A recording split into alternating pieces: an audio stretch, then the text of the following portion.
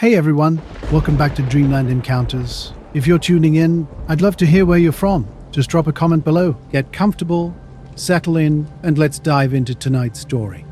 Back when I was 17, growing up in Kirkcaldy during my final year of high school, life was pretty routine. But one Friday night changed everything.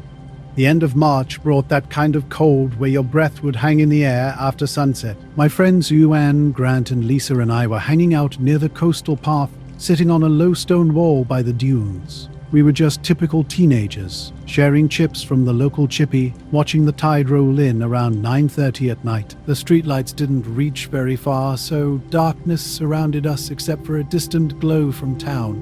Suddenly, everything went eerily quiet. The waves were still there, but the wind had completely disappeared. That's when Lisa spotted something strange out over the water. At first, I thought she meant a boat's light, but no boat was in sight.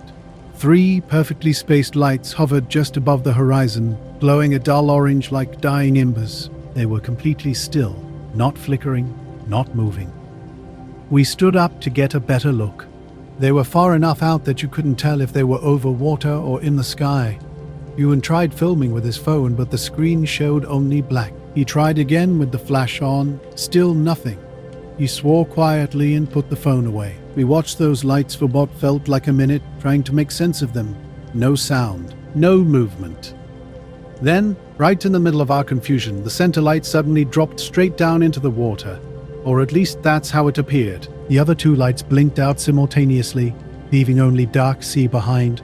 We waited, hoping something else would happen. Nothing did. Soon, the wind rushed back, cold and salty. We decided to head home, silently agreeing not to tell our parents about what we'd seen. It just sounded too weird. The weekend passed normally. By Monday morning's first period maths class, we were back to our usual routine. It wasn't until 3rd period English that we really started discussing what we'd witnessed that night. Something wasn't right at school that day. During a quiet reading period, Mrs. Cowie left the room and returned looking unsettled. Through the window, I spotted 2 men walking down the corridor toward the staff room. They were dressed identically in crisp black suits with white shirts and black ties, looking like they'd just come from a funeral or court hearing. One was tall and thin, the other shorter but broader. During a break, Lisa found me by the lockers. "Did you see those guys?" she asked. Ewan and Gran joined us, confirming they'd noticed the men too. These weren't typical visitors. Nobody dressed like that at our school, not even inspectors. Their faces were pale, hair neatly parted, and they carried no folders or clipboards. At lunch, I overheard a younger teacher whispering to another. She mentioned something about the men asking if anyone had been talking about the sky. My stomach dropped. We hadn't told anyone about the lights. None of us had. When we returned to class, the men were in the hallway again, speaking quietly with Mr. Forbes, the head teacher. He looked uneasy, and they weren't smiling. As we passed, they glanced at us, a deliberate look, as if mentally checking off faces. By the last period, they had vanished. We asked an office staff member about them, but she claimed not to know, her tone suggesting she didn't want to discuss it. That night, we met at Lisa's place, discussing how specific their question had been.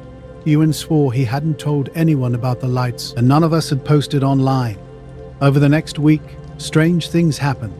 A black car parked across from the school during lunch breaks, always the same vehicle. The engine remained off, windows up, and the driver never emerged. When Gran tried to get a closer look, it drove away slowly. My phone started behaving oddly. During a call with Yuan, I heard faint clicking sounds and sudden silences. The screen recording app opened unexpectedly, though I hadn't touched it. Lisa mentioned her mom answered the house phone one night and heard only breathing. No, I finished lunch around 1 that afternoon and decided to walk up to Arthur's Seat. The city had that quiet, washed-out feeling you get just after snow melts, with a pale winter blue sky overhead. Walking up here is something I do often, usually with my camera to capture shots of the city from the hill. It's more of a habit than a serious hobby, but I like having a tangible memory of the day. Halfway up the trail, I noticed something bright hovering just above the eastern slope. It wasn't moving or blinking, just hanging there. At first I thought it might be a drone or one of those new weather balloons mentioned on the news, but it didn't behave like either. The object was perfectly still, symmetrical, and somehow didn't reflect sunlight the way the hill or buildings did. I lifted my camera and snapped a few shots. holding my breath to ensure sharp focus. As I watched, it remained stationary. The city noise faded into a background hum, and an odd stillness seemed to thicken the air around me. Then, in an instant, it was gone. No motion, no gradual fade. Just vanished. I continued taking pictures as I walked back down, hoping to capture some trace of the object. Later at home, I reviewed the photos on my computer. There it was in several shots, bright and clearly visible above the trees, exactly as I'd seen it. Each time I zoomed in and adjusted the contrast and exposure, the image reappeared. I didn't tell anyone about it right away. The next morning, I arrived early at my small independent design studio in the old part of the city. This experience wasn't my first strange encounter. Weeks earlier, I had seen men in black suits inside the school. Then, walking home after dark, I thought I spotted them across the street near the bus stop. Same suits, same stance, looking straight ahead. When a car passed between us and the view cleared, they had disappeared. We'd revisited the coastal path where we'd originally seen strange lights going back one Sunday evening.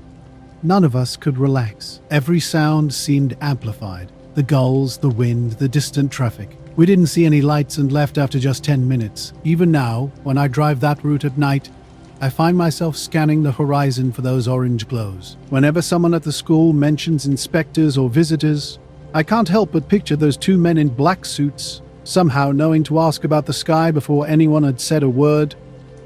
Two men in suits walked into my office. Black suits, white shirts, ties that weren't patterned. Their shoes were polished so brightly they caught the morning light, sending glints across the floor. The taller one spoke first, his voice calm and measured. "Good morning. We need to inspect your camera for errors." I froze. My camera? I hadn't left it anywhere unusual. What?" I said as he nodded toward the bag on my desk. "Please," he added, stepping closer. Silent. Expressionless. The shorter man remained quiet, scanning the office with eyes that seemed to measure everything: the distance between my desk and window, the monitor angles, the room's entire layout. Something about the atmosphere made me comply, even though I didn't want to hand over the camera. They handled it quickly, turning the lens this way and that, pressing buttons in a manner that felt off. Whenever I tried to look at the screen or viewfinder, they would subtly shift, blocking my line of sight. After a few minutes, they exchanged a nod. "Errors noted," the taller man said. "That will suffice." Then they left, just like that. No goodbye, no explanation, no trace on the dusty floor. I sat staring at the door, heart racing, waiting for some rational follow-up that never came. That evening at home, I checked the photos again. The object was gone. Every image that had clearly shown it the day before now displayed an empty sky, normal clouds, the sun in the same position, but no bright shape hovering above the slope. I tried everything, opening raw files, different programs, even my memory card in another computer. Each time it was missing, I thought maybe I'd misremembered, that my mind had filled in an object where there wasn't one, but the original files I'd copied to my backup drive the night before had been intact, showing the object clearly. Now even those were altered.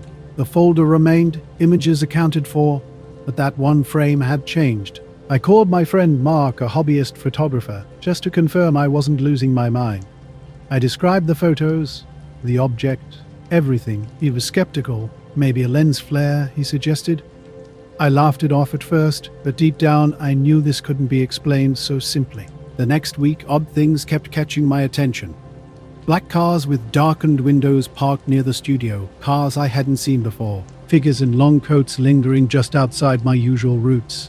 Nashi coats standing at the end of the street, perfectly still, watching, then vanishing when I looked directly at them. Rational explanations felt increasingly inadequate. The camera, incident, the missing object, the silent men in black made coincidence seem unlikely. One night, I returned to Arthur's seat, hoping to ground myself and capture another shot to prove I wasn't imagining things. City lights twinkled below, mist rolling across hills. My camera stayed ready, eyes scanning. Nothing appeared. No bright shape, no drone, no flare, yet the feeling of being watched returned. Subtle but persistent, shadows at the edge of my vision seemed exaggerated. Every slight movement in the fog felt like an intrusion. Since then, my camera never leaves my sight at home or in the office. I rarely discuss the incident, There's no way to make sense of it. Sometimes I still review backup files, hoping the object might reappear, wishing some error could be reversed. It never happens. I can't explain their arrival or why the photos changed. Only that they did. The men in black never returned. But I remain vigilant. On clear days when wind cuts across the hill and the city stretches below, I wonder if something watches from the mist. It's a quiet dread that doesn't scream but lingers, settling in your chest and making you question the ordinary. I continue taking photos. I keep climbing the hill. Some things once noticed never truly leave you alone. It happened on a wet Tuesday night in late September.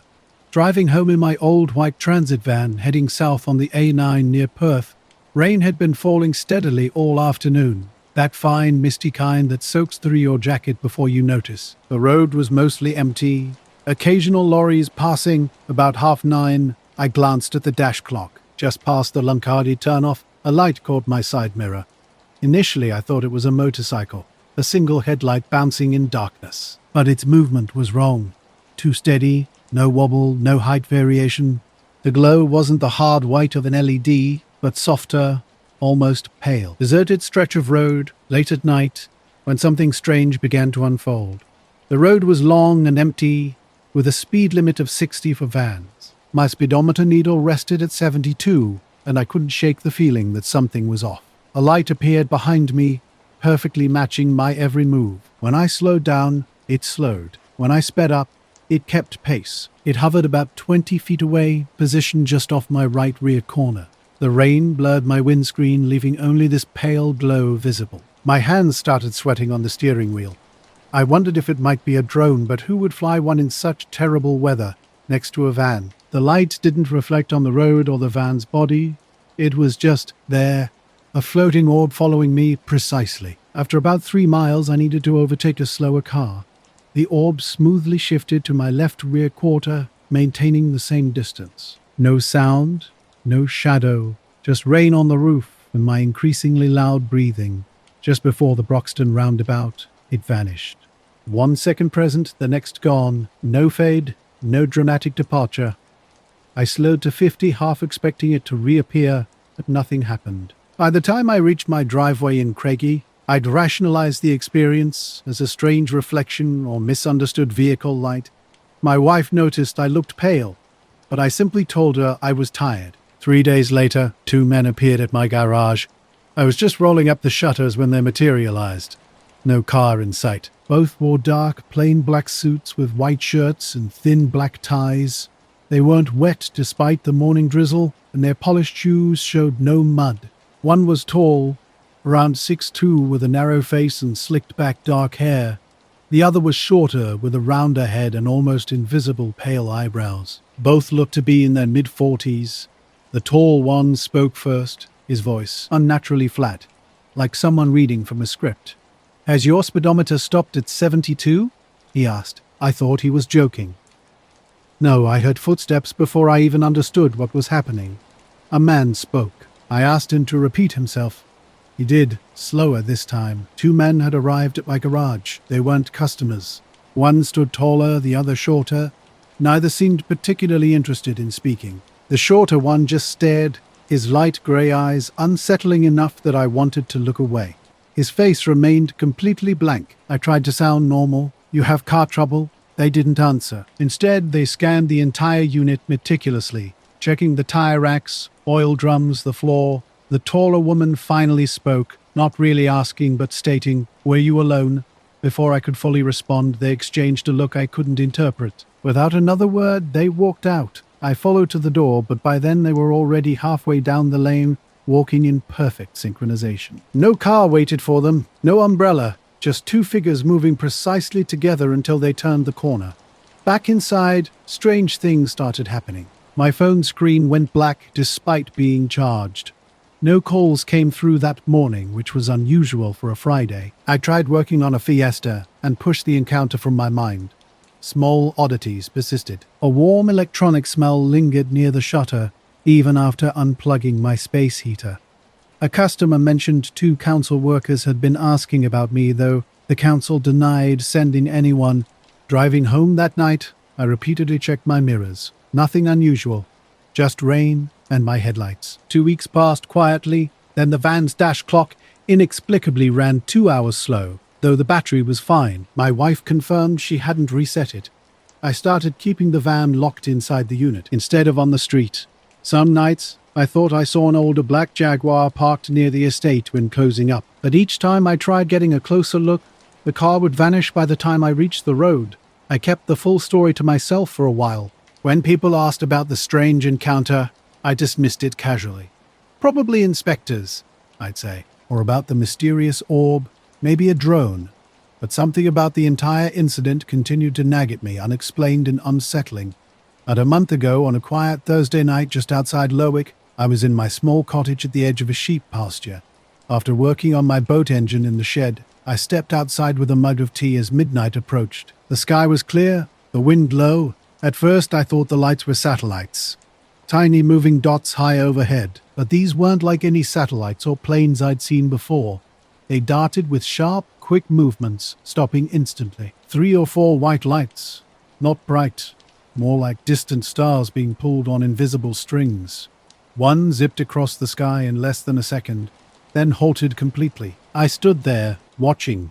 The lights formed a triangle briefly before splitting apart. No sound, no trails, just a quiet sky, and these bizarre points moving faster than anything I'd ever witnessed.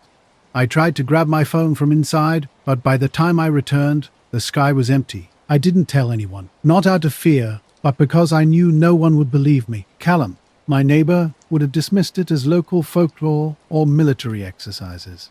So I kept silent. A week later, late in the afternoon, something strange happened. A knock, or rather, a specific rhythm, 3 even taps, a pause, then 2 more. When I opened the door, 2 men in plain black suits stood before me. No car, no footprints on the wet gravel. Their clothes looked inexplicably dry. The taller one spoke first, his voice flat and emotionless. "Have you heard the clicking noise? No introduction, no pleasantries." I responded, "What clicking noise?" Genuinely confused. Now, whenever I drive my usual route, especially near Lardy, something feels different. I keep checking my mirrors, waiting for that pale glow to reappear. It hasn't. But when my speedometer nears 72, my palms start sweating just like they did that night, and I unconsciously slow down to 60. 2 men stood in front of me. The taller one asked, "During the event, did you hear it?" I said, "What event?" But my stomach was already sinking. I hadn't told anyone about the lights. Not a single person knew. My wife works on the mainland most weeks and wasn't home that night. The only living thing nearby was the neighbor's collie. These men, whoever they were, seemed to know something. I told them I hadn't heard anything. The taller one tilted his head slightly like a bird listening. "No clicks at all?" he asked, but it didn't sound like a question. I said, "No." The shorter man just stood there staring at me. His face was completely blank, not bored, not angry, just expressionless. His pale grey or blue eyes didn't seem to focus on anything. I asked if they were with the council or something. "Is this about the pasture? Or the boat?" They didn't answer. The taller one looked past me into the hallway, scanning my walls. Then he said precisely, "If you notice the clicking, note the intervals." Just like that. Simultaneously, they turned and walked down the gravel drive. By the time I got my boots on and stepped outside, they were gone. The drive is long and straight. You can see all the way to the road. Nothing. No car, no van, just drizzle and gulls. That night was the first time I noticed it. Lying in bed, everything off, with only wind against the window. Then a faint click, not constant or regular, but like a fingernail tapping once on glass somewhere in the room. I got up, checked the boiler, fuse box, and fridge. Nothing. The cottage was silent. But when I lay back down, another click would come. I didn't sleep much. Every time I thought it had stopped, it would start again. Sometimes just one sharp tick. Sometimes a little cluster like a Morse code I couldn't understand. The next day I tried recording it on my phone, but when I played it back, there was nothing, just room noise.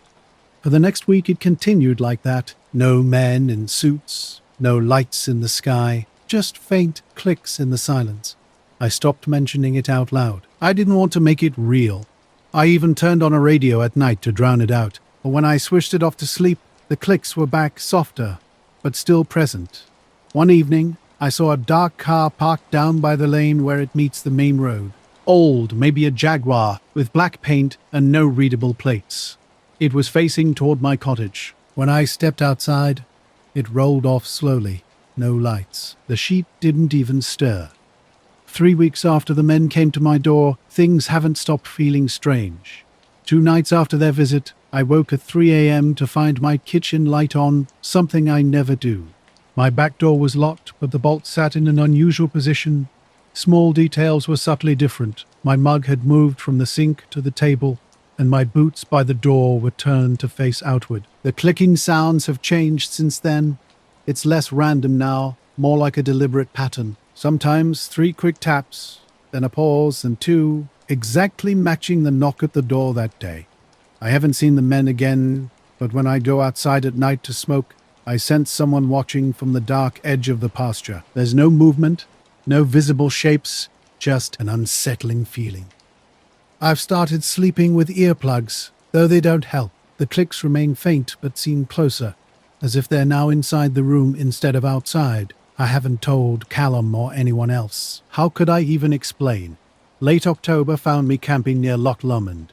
The weather was typical, cold, damp, with fog rolling in off the water. I'd chosen a small clearing near the northern shore, far enough from the main parking area to feel secluded. My simple plan: set up the tent, make a fire, spend the night reading and listening. By 8 p.m., the fog had thickened. The loch was a flat, dark sheet reflecting nothing. As I leaned back in my folding chair, I noticed 2 lights. At first, I thought they were another camper's headlamps, but these white dots weren't moving. They remained stationary, human-sized, standing upright. The more I watched, the more certain I became. 2 men in dark suits standing perfectly still beyond the water where no path existed.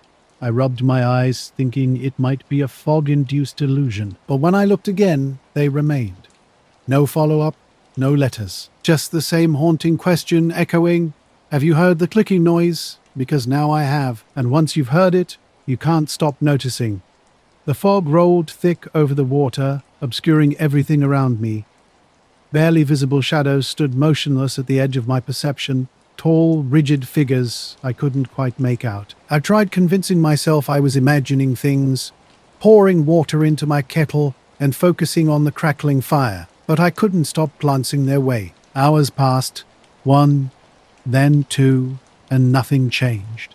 They remained absolutely still, silent against the increasingly heavy mist. At one point, I thought I saw a slight movement, though it might have been just the shifting fog. I wanted to call out, but something held me back. It wasn't traditional fear, but a strange sense that I was being observed, that my presence held some significance I couldn't comprehend.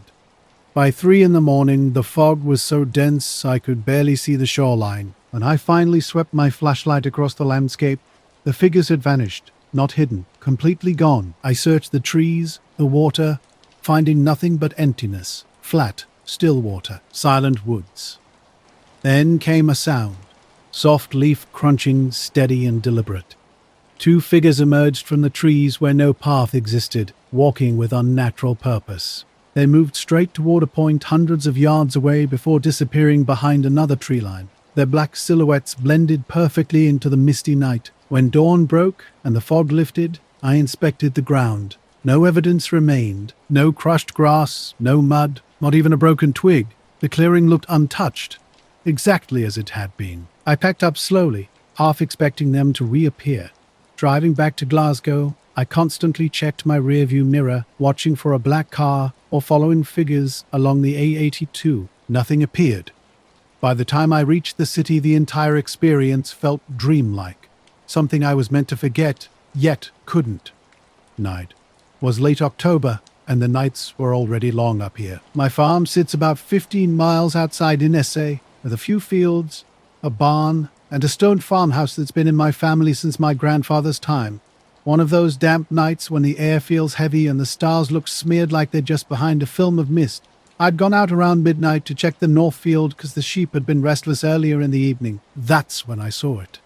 A glow above the far end of the field, hovering just above the tree line. At first I thought it was a helicopter, or maybe a searchlight from some event in town, but there was no sound, Not even the distant hum you'd expect from a rotor or an engine. It wasn't a beam of light either. The glow seemed contained, like it was part of a solid shape. But the shape itself was hard to pin down. I've tried to rationalize it, thinking maybe it was another camper, some prank, or a trick of the fog in my own imagination. I tried talking to friends about it, but most dismissed it. Probably just other campers or fog playing tricks. But I know they weren't just other campers. I camp often, usually alone, and I've never seen anyone appear or disappear like that. Weeks later, I returned to the loch, this time in daylight, and retraced my route to the clearing. The shoreline was empty. The trees were the same. There was nothing to suggest that anyone had been here at all. I never saw the figures again.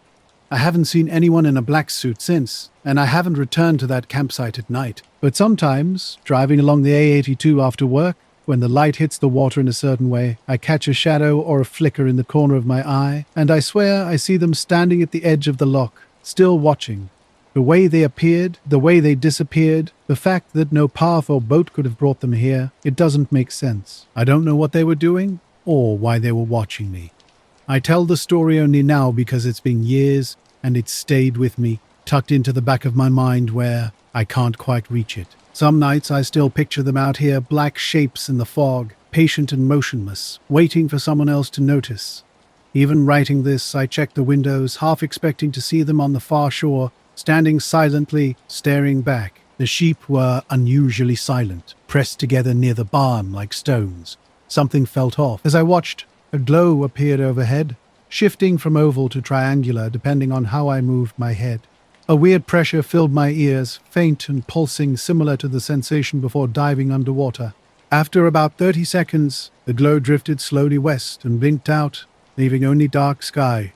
I scanned the area for another 20 minutes, but nothing returned. Inside, I made a note in the kitchen about the time and direction of what I'd seen. The next morning, around 7, I stepped outside to feed the animals. A highland fog clung low to the ground like wet cloth. That's when I spotted them. 2 men in black suits standing at the far edge of my property, just past the stone wall overlooking the north field. They were completely motionless, not shifting, not adjusting, not breathing visible clouds like I was. Just 2 statues at the edge of the fog, staring straight up at the sky. Something felt fundamentally wrong. Their pale skin and dark hair were barely distinguishable, possibly wearing sunglasses despite the dim light. My gut told me not to call out. I busied myself with feed buckets, stealing glances their way. Every time I looked up, they remained exactly the same, unmoving, watching the sky. About 10 minutes passed.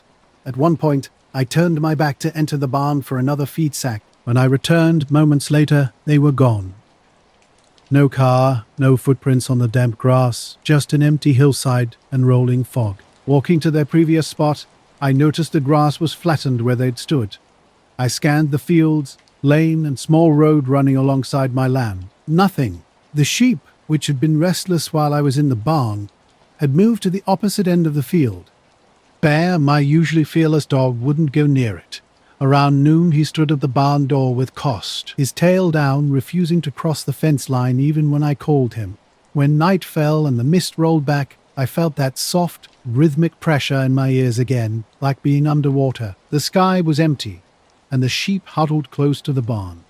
I watched through the window, scanning the property's edge for any movement. For 3 more mornings, I checked the field at dawn.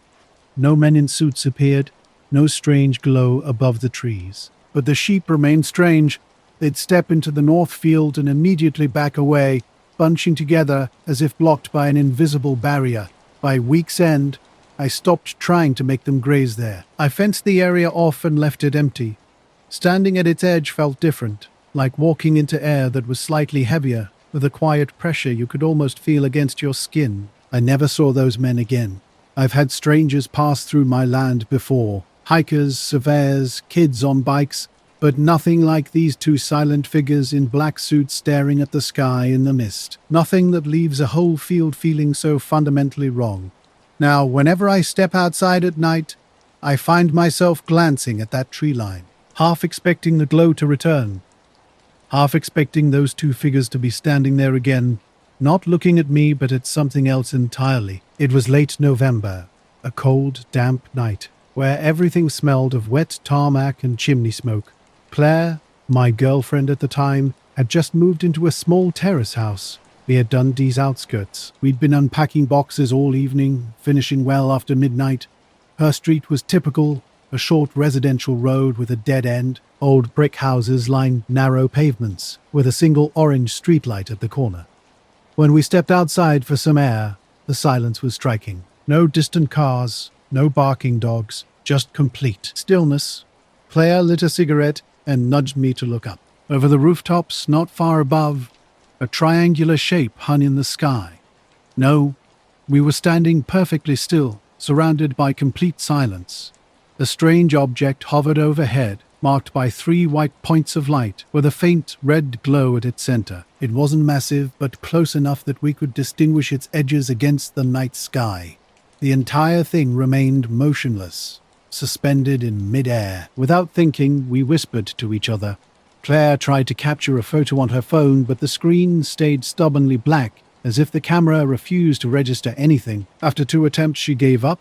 We watched as the red center pulsed once, followed by the corner lights blinking in sequence, 1, 2, 3, like stage running lights. This happened twice before everything suddenly went dark. Its disappearance was unnervingly smooth. No sudden movement, no dramatic ascent. One moment it was there, the next it wasn't. We stood shivering, staring at the empty sky until Claire muttered, "Let's just go inside."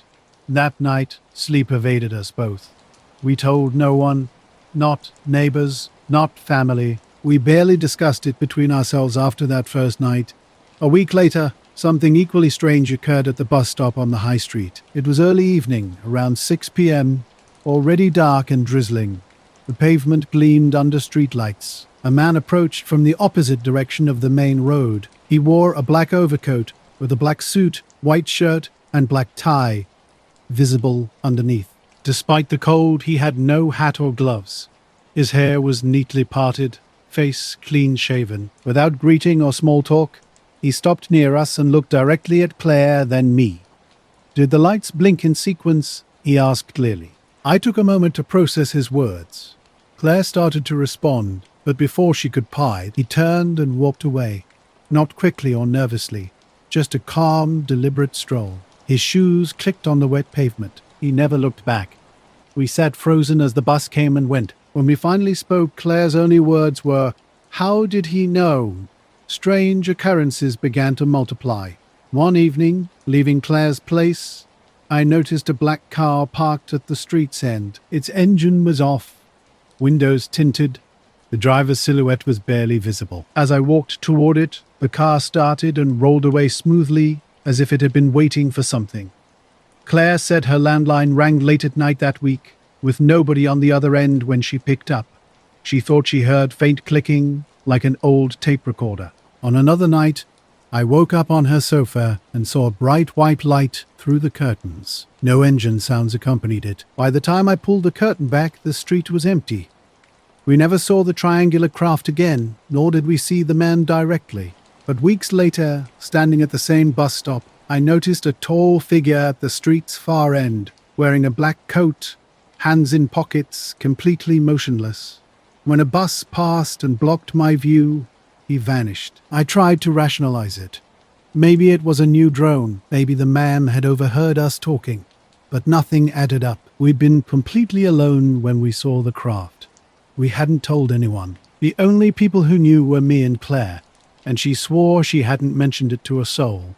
By January, she moved closer to the city center. The car stopped showing up. The phone calls stopped too. We never got an explanation. Now, whenever I wait for a bus at night, I catch myself looking over my shoulder, half expecting a man in a black suit to ask me a question I won't know how to answer. It happened just after midnight, driving home from a friend's place outside Stirling. The roads were quiet and slick from a thin mist settled over the hills. My headlights cut through the fog in long, narrow beams as I kept an eye on the bends, trying not to overthink the deer I'd swerved around the week before. On a long stretch between the village and city outskirts, I saw something. At first I thought it was a shadow, maybe a fallen branch or debris, but then it moved, crossing the road slow and deliberate, completely silent. A black shape low to the ground with edges that didn't reflect my lights like a car or road sign would. I slammed the brakes instinctively, heart pounding, It didn't. Instead, it glided across the road in one smooth motion and disappeared into the mist. I sat gripping the wheel, thinking I must have imagined it, that my eyes were playing tricks. I told no one, not friends, not my partner. Who would believe me? I kept driving home slowly, glancing into the rearview mirror every few moments. The mist crawled along the streets as I sat down to a late dinner, the radiator humming in the background. 2 nights after that unsettling feeling of being watched, a slow, deliberate knock interrupted my meal. I wasn't expecting anyone. When I opened the door, 2 men stood before me, black suits, white shirts, black ties, and shoes polished to a shine that caught the hallway light. Their faces were blank, pale in the porch light's glow. "Good evening," one said evenly. "Is your vehicle still functioning?" I froze. The question made no sense. My car was fine, as far as I knew. But something in his tone suggested he already knew more than he was saying. "Yes," I managed, my voice higher than usual. They nodded slightly, offering no explanation or follow-up. The shorter man studied me from head to toe, not threateningly or friendly, just observing. Before I could ask what they meant, they turned and disappeared into the fog. No car started, no footsteps faded. They were simply gone. In the following nights, strange things began to happen. Streetlights flickered at odd intervals. Shadows that didn't match any objects appeared in my peripheral vision. I thought I heard distant car engines, but finding nothing when I looked. Dark figures seemed to move behind the mist at the street's edge, vanishing when I tried to investigate. I started locking doors and checking windows multiple times each night. The feeling of being watched grew heavier, not quite terror, but a deep unease that vibrated through my chest. This weirdness extended beyond my flat. On my way to work, I noticed black cars parked in unusual places, older sedans with dark tints completely blocking the interior. Always empty, or at least I never saw anyone inside. Something was definitely not right. Not I was walking less at night. Every time I saw something out of place, my stomach would twist, and I'd speed up without realizing it. I started keeping a log on my phone, trying to document each unusual moment, but even that felt strange. Sometimes I would scroll back and find entries I didn't remember writing, notes in my own words describing times or places I wasn't sure I had been. I thought maybe I was sleepwalking or dozing off while driving, but nothing bad had happened. No accidents, no bruises. Just a sense of disorientation. A week after the strange knock, I went out to get groceries. On the way back, the mist was heavier than usual, hugging the road. At one point, I swear, I saw the same low black shape cross in front of my car again, moving without a sound, slipping between the fog and the headlights like it belonged to a different world. I slammed the brakes and it vanished. There was no sound, no splash, nothing, as if it had never existed. That night was restless. I kept staring at my car in the driveway, its outline barely visible in the dim streetlight. I imagined someone standing behind the windows, watching, checking if it still worked. Every creak of the flat, every gust of wind felt like a warning. Eventually, I told myself to stop thinking about it, to just get back to normal. I drove less at night, avoided the roads near where I saw the shape, and tried not to leave the windows open too long. It was late autumn when everything started, cold enough that the radiators in my flat clicked and hissed most nights, but not yet winter. A few days earlier, I'd been on local radio during one of those casual call-in segments they run when the news is slow. I only phoned because the host, Graham, was talking about odd things people had seen in the sky. I figured, why not? 2 weeks before that call, I'd seen something strange while walking home from the pub. I cut across the park near the canal, and when I looked up, there was this line of lights hanging low and moving slowly. I never saw the men in black again. No knocking, no watching. The black shape didn't return, at least not where I could see it.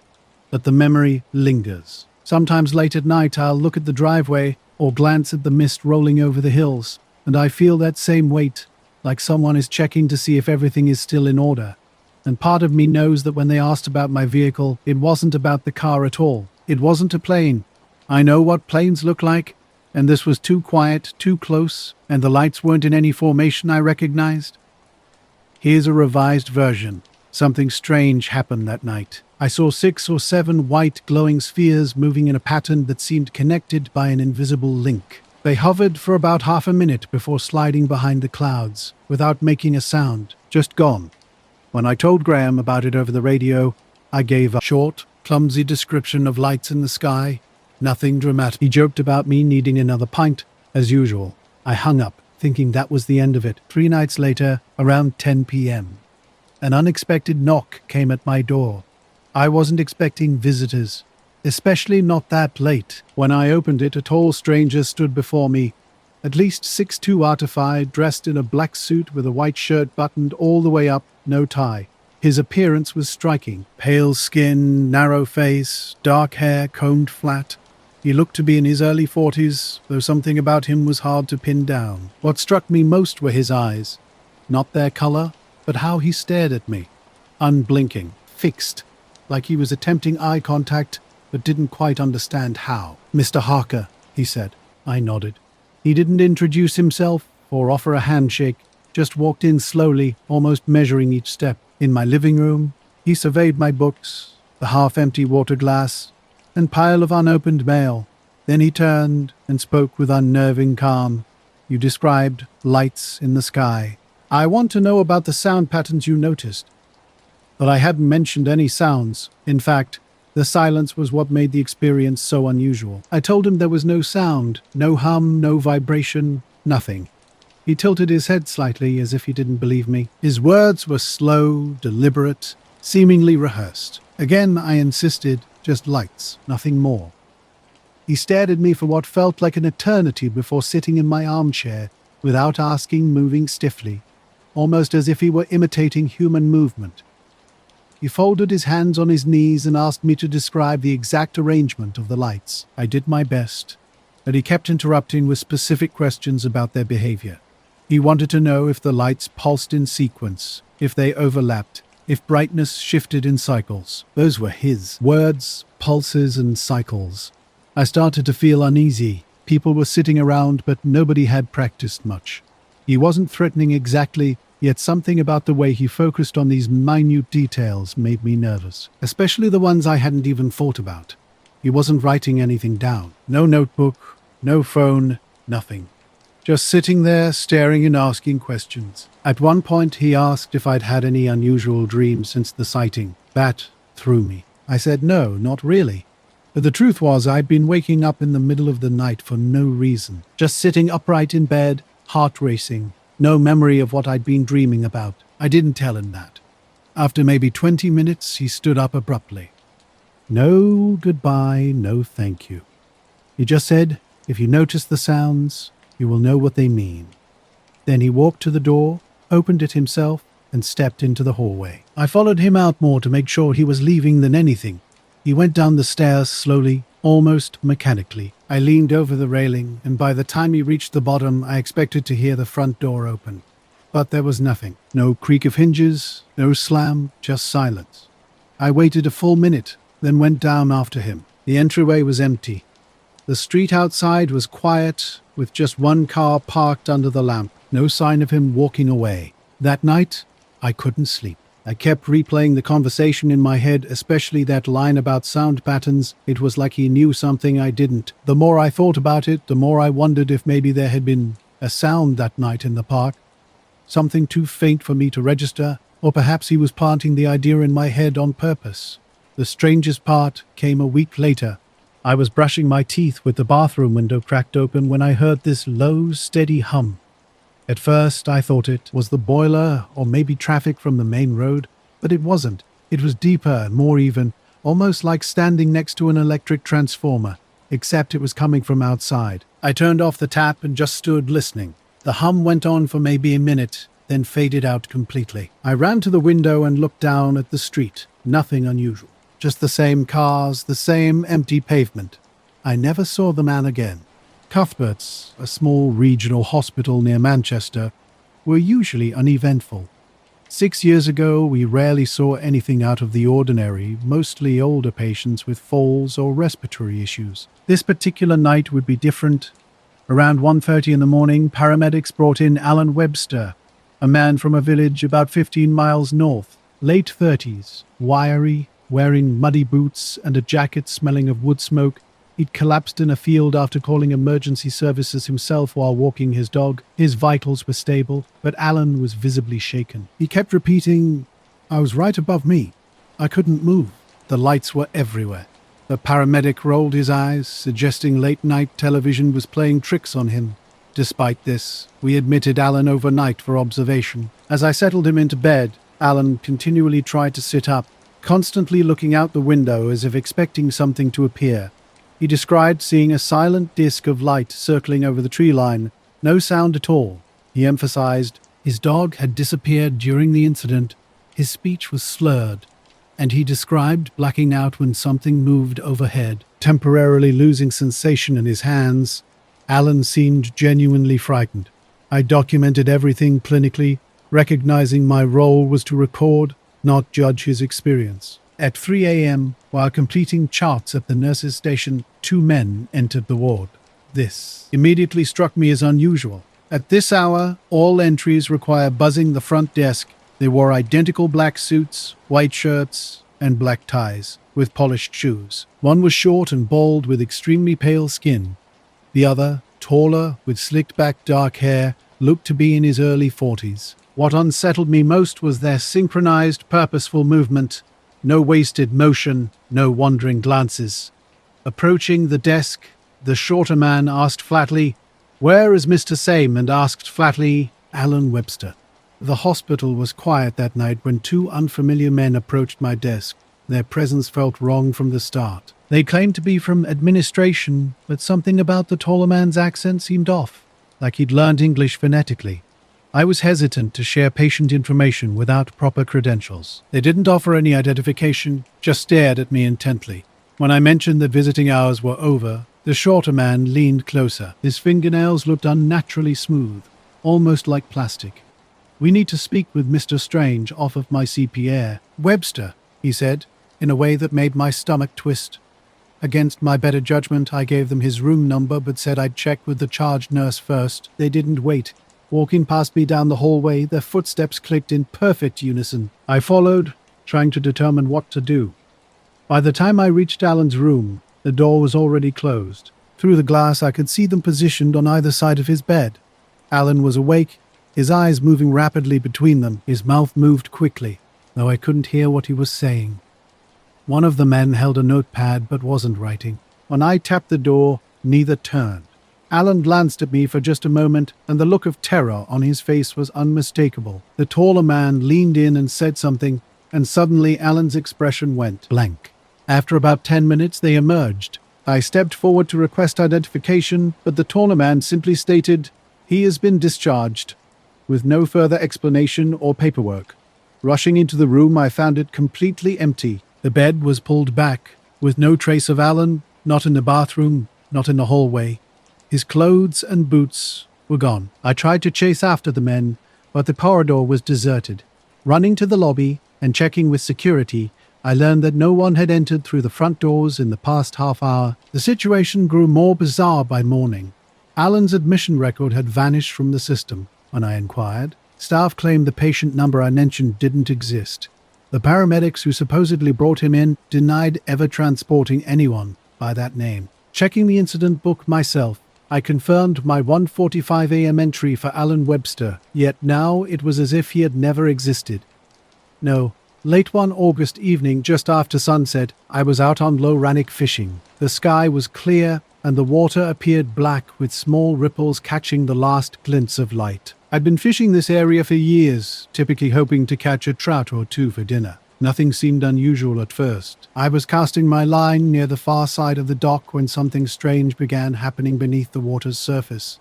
A soft glow appeared, shifting slowly as if following a precise pattern. Initially, I thought it might be an optical trick, perhaps a distant lighthouse or boat light's reflection. But there was nothing out there to explain it. The glow moved slowly and steadily, circling in almost perfect arcs. Sometimes it would disappear, then reappear a few feet away. I found myself fishing longer than intended, staring and trying to rationalize what I was seeing. Eventually, I packed up, shaking my head. I didn't report this to anyone. No writing, no telling my neighbor who sometimes fished with me. It was one of those experiences you file away in the back of your mind, uncertain if it even happened. At the hospital, another peculiar situation had unfolded weeks earlier. A patient named Alan Webster had seemingly vanished. When I asked other nurses about him, most acted like I was confusing him with another case. Only Claire, a night aide, quietly mentioned seeing two men leave his room. She described Alan walking between them, unsteady, almost sleepwalking. When we checked the CCTV from the ward corridor, there was a 15-minute gap in the footage exactly covering the time they'd been there. No discharge was filed, no doctor signed off. Officially, Alan Webster was never admitted. Strange occurrences followed. The stairwell light on my floor would flicker when I was alone. The automatic doors sometimes opened unexpectedly at 3 o'clock or 4 a.m. once. Leaving my shift near dawn, I saw a black sedan idling across the street, windows tinted. When I turned to look directly at it, it drove away slowly without headlights. I never saw Alan again. The next morning at the dock, while cleaning my nets, I noticed a black car parked at the far end, and it wasn't just any car. The black sedan sat parked, its tinted windows darker than usual. Two men emerged, dressed in crisp black suits, white shirts, and shoes that gleamed like they'd been polished that very morning. They approached me with an unsettling precision that made the air feel heavy. Their arrival was unexpected. I was mid-motion, about to brush away some fishing nets, when they stopped directly in front of me. The taller one spoke first, his voice calm and almost emotionless. "How many times have you seen the movement?" he asked. Movement? I wasn't sure what he meant. Was he talking about the fishing line or something else entirely? I hadn't told anyone about what I'd seen the previous night. Not my neighbors, not friends, not anyone. Yet here they were, asking specific questions. The shorter man stepped closer. His ash-grey eyes studied me intently. "You know the pattern, the light," he said. "How many times?" I swallowed hard. "I only saw it once." I admitted the words feeling wrong even as I spoke them. A quick glance passed between the two men. So fast I almost missed it. Something unspoken hung in the air. Confusion. Disbelief. Something I couldn't quite name. Without another word, they turned and walked back to their car. Their movement was strange, too precise, not quite human. They didn't fully open the doors before sitting, and the car started without a sound, sliding into the gravel like morning mist. Then they were gone. I spent the rest of the day trying to convince myself I'd imagined the whole encounter. The tension of being alone at night must have played tricks on my mind, but when I checked the dock later, something was off. No footprints marked where they'd stood. The gravel remained undisturbed, with no trace of tire tracks. That evening, I returned to the dock. The water's surface was smooth and black, silent, yet I felt watched, like I wasn't supposed to be there.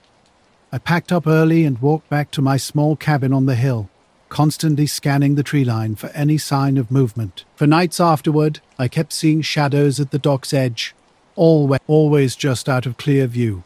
Now I was living in a small village outside of Inverry in Aberdeen about 10 years ago. Late September, with farmland all around and barely 2 shops and a pub. Nights were different then. Dark in a way you rarely see now. No streetlights beyond the main road, and if the sky was clear, stars spread out uninterrupted. One night, just after 11, I was walking home from a friend's house. The air held that early autumn sharpness, fields heavy with the smell of cut silage. I kept my torch low, watching the dirt path to avoid tripping on ruts. When I finally looked up, something caught my eye. Above the tree line, a shape blocked out part of the stars. At first I thought it was a cloud, but it was too precise. 3 straight edges forming a perfect triangle. I stopped walking, just stood there. It moved slowly, silently, gliding without a sound. No engine noise, no branch rustling like a low-flying plane might cause. 3 white lights marked each corner, steady and unblinking. It passed directly overhead in maybe 20 seconds, then continued toward the hills, blending back into darkness. I didn't run home, but I felt frozen, my body unsure how to react. Since then, strange things happened. Men would appear by my window, but every time I stepped outside, they vanished. No car, no people, nothing. The lock seemed different, quieter, heavier, like it was holding its breath. I haven't returned to that part of the lock. I still fish the Ran area, but not there, not at that dock, and I've told no one what happened. There's no proof, Just the memory of two men who knew something I never said, who disappeared like they were never real. Sometimes I think about how they asked about the movement, how they looked at each other after I spoke. They were precise, methodical, as if checking a record I didn't know existed. On certain nights, when the wind is right and the loch is dark, I imagine them walking up the hill toward my cabin again. Part of me wants to see if they'll return, just to get answers, but another part knows I don't want to find out. So I stay quiet, watch the loch from the edge of the hill when I can, and let the memories sit here, quiet like the surface of that water I'll never fish near again. Here's the rewritten text. My sleep was restless that night. Every moment of what I'd witnessed kept replaying in my mind, but I didn't breathe a word to anyone, not even my wife. I kept telling myself I'd seen some kind of military aircraft, though nothing I knew could move quite like that. The next morning was bright, with streets still damp from recent rain. Walking to the shop, I was halfway down the lane near the old church when a man suddenly appeared around the corner. He was tall, dressed in a black suit, with a crisp white shirt and thin black tie. In our small village, such attire was rare outside of Sunday service or funerals. He stopped directly in my path, his presence unsettling. His skin was pale, eyes dark, and his face held an unnatural stillness. No twitching, no blinking, just absolute eerie calm. Then he spoke in a voice that was both calm and strange. Did the craft rotate? The question didn't make sense immediately. My stomach lurched. I hadn't told a single soul about what I'd seen, and I hadn't even used the word craft in my own thoughts. When I asked him to explain, he repeated the exact same question. Did the craft rotate? I responded that no, it hadn't. It had simply glided flat. The moment the words left my mouth, I realized I'd revealed too much, confirming I'd witnessed something unusual. He nodded once, as if I'd provided some crucial piece of information, then turned and walked away down the narrow street by the church. Bewildered, I waited a few seconds and then followed. The encounter was too bizarre to let go without understanding, but when I turned the corner, the lane was completely empty. I walked to the end, emerging into a field with no gates, no vehicles, no possible hiding place. Scanning the hedges and listening intently, I heard only crows and the damp earth's scent. That night, I tried rationalizing the encounter. Perhaps he was just passing through. Maybe it was pure coincidence. But those exact words, "Did the craft rotate?" kept echoing in my mind. Until that moment, I hadn't fully considered what I'd seen as a craft. Over the next week, strange occurrences began mounting. My normally calm dog barked repeatedly at the back garden gate. Always around 2 a.m. each time I investigated, nothing was there. Once, I spotted what seemed like a dark car, black or grey, idling at the field's edge, its lights extinguished. No, my memory haunts me still.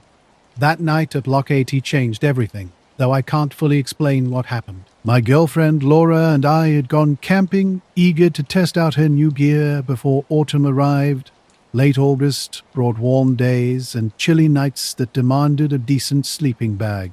We found a perfect campsite off a forestry track, a flat clearing with a clear view across the loch. Only a distant farmhouse with faint lights broke the landscape stillness. The silence was complete, the kind where water ripples and branch movements sound loud against the quiet. Around 11 that night, everything shifted. Laura spotted something first across the water. What began as a potential star reflection transformed into something extraordinary. Pale yellow spheres of light, about lantern-sized, appeared one by one. They hovered roughly 100 feet above the water's surface, maintaining perfect spacing. Unlike plane or boat lights, these orbs glowed steadily with a strange, pulsing quality that made the water shimmer beneath them. We sat frozen, watching. The spheres drifted silently across the loch, at one point lowering close enough to create a perfect reflection, 3 lights above, 3 mirrored below. After perhaps 15 minutes, they rose higher and simply vanished. No trail, no sound, just darkness returned. The next morning, something equally strange occurred. As I unzipped the tent, 2 men in dark suits and black ties stood nearby. Their clothing seemed bizarrely out of place, crisp and dry, as if they'd materialized without walking through the surrounding terrain. I never saw those men again. No one in the village mentioned a strange encounter, but I couldn't shake the memory of a sweating man who once asked me about rotation. a detail that seemed to matter more than anything else. To this day, I'm uncertain what I witnessed that night. They appeared without warning or introduction. One of them, tall with very short, dark hair, asked if we had heard the hum. I froze. We hadn't told anyone about what we'd seen, not even Laura's brother, who knew our camping location. No discussion of any sound had passed between us because there hadn't been one. Laura sat up behind me, rubbing her eyes, and asked what he meant. The second man, with the lighter hair and no expression, repeated the question, the hum. Did we hear it? We denied hearing anything. They exchanged a quick glance, seemingly confirming something silently. "Thank you," the taller one said. Without another word, they turned and walked back up the forestry track. We sat stunned. I didn't think to grab my boots and follow until they had vanished. When I finally went up the track, it was empty. No car sounds, no footprints in the soft mud. Later that day, Laura noticed the sheep in the field by the farmhouse were huddled tightly against the fence, as if trying to distance themselves from something. During our drive home, we tried to talk about the encounter, but it felt strange, like discussing it might somehow make things worse. The certainty in their voices about us hearing a hum kept echoing in my mind. We never camped there again. It wasn't a planned, extraordinary evening. Marissa and I had just visited her sister in Oak Ridge for dinner, leaving slightly after 9. Our return journey was a 40-minute drive along dark back roads, flanked by trees and occasional pastures. Early October brought a crisp coolness with an unusually clear sky. Midway home, near some farmland, Marissa spotted something. Pointing out the passenger window, she drew my attention to a cluster of lights hovering low above a tree line, maybe a couple hundred yards off the road. Initially, I thought it was a plane, but its pattern seemed odd. These weren't blinking aircraft lights. Instead, they glowed steadily, 3 white, 1 red, arranged in a diamond shape. What struck me most was their absolute stillness. We slowed down and stopped on the shoulder for a better view. The object remained suspended, completely silent. It wasn't like a helicopter, no rotor sound, no atmospheric vibration. Slowly, the light seemed to rotate, then drifted sideways, moving parallel to the road. We were sitting near the tree line, watching it silently for maybe 2 minutes when it suddenly rose up fast, unnaturally fast, and vanished into the sky without a sound. After that, we didn't speak much. We got back on the road and drove home in a weird silence, both of us glancing out the windows like we expected it to return. I kept trying to make sense of what happened, to fit it into something ordinary, but it just wouldn't fit. When we turned onto our street, our house should have felt comforting. But the moment the headlights swept across the front yard, I saw them. 2 men standing at our door. They were tall and thin, dressed in dark suits. Their skin looked oddly pale in the headlights, almost grey. What struck me immediately was how they didn't turn to look at our approaching car, something most people would do. Instead, they stood motionless, facing our front door like they'd been waiting. Marissa grabbed my arm. "Who are they?" she whispered. I pulled into the driveway slower than usual, my brain struggling to catch up. We hadn't told anyone about what we'd just seen. We hadn't even discussed it with each other. Yet here were these 2 men already waiting at our house. We parked, and before we could get out, both men turned in perfect unison and started walking toward us. Their movements were stiff but deliberate, almost like they were mimicking how people are supposed to walk. I rolled the window down halfway as they approached. One leaned toward. His eyes were too dark, his expression unchanging. In a flat, almost mechanical voice, he asked, "Did you see it land?" Marissa and I just stared at him. The way he phrased the question made my stomach twist, as if they already knew exactly what we had witnessed and were simply confirming a detail. "No," Marissa finally answered quietly. The man stared at her, then straightened up. He glanced at his companion, who hadn't moved or spoken, and then they both turned and walked down the driveway, not hurried, not slow, just steady, like they were following a script. I thought they might have a car parked on the street. But when they reached the end of the drive, they didn't cross the road or head toward a vehicle. They just kept walking side by side until the darkness swallowed them past the streetlight. We sat in the car for a long time, silent and stunned. We left the ferry late that night after a strange encounter. When I first boarded, everything seemed normal. There were about 20 passengers, a mix of tired commuters and tourists. I'd been out on the eastern cliffs earlier, taking videos of gulls and waves when I spotted something unusual. 3 white lights with a green tinge hovering low over the water. I'd filmed the lights drifting and shifting, splitting apart and reforming into a triangle before suddenly vanishing. The sky was pale blue when we left the dock, with cool Atlantic salt air rolling in. I didn't think much about the lights then, planning to review the footage later. Near the rear cabin, 2 men caught my attention. They wore identical dark suits, white shirts, and black ties, odd attire for a summer ferry. Their hats sat neatly beside them as they sat perfectly still, not speaking to each other or anyone else. Something felt off about their presence. That night, we barely slept. Every small sound outside made us sit up and listen. Around 3 a.m., I checked the locks again. The house felt heavy, like we weren't alone. The next day, I asked neighbors if they'd seen anyone on our street, but no one had. What haunts me is how specific their question was. They didn't just ask if we saw something, but, "Did you see it land?" As if they knew exactly what we'd been watching and only needed confirmation. Their departure, no car, no sound, no trace, still makes no sense to me. I'd been working my family's farm outside Stirlingshire since I could drive a tractor. Sheep mostly, some barley. It wasn't glamorous, but it was quiet, and it was mine. The first odd thing happened just after dusk one Wednesday. I was closing up the shed when it was late autumn, with those grey skies that bring a damp chill seeping through your jacket, no matter how many layers you've got on. The ferry crossing started like any other trip. I was near the gangway when they loaded their cars and foot traffic. I could have missed them, but the image of 2 empty seats by the window stuck in my head. Half an hour in, I went inside to use the restroom. On the way back, I slowed near their table. Up close, they looked strange. Both were tall and pale, with dark hair combed straight back.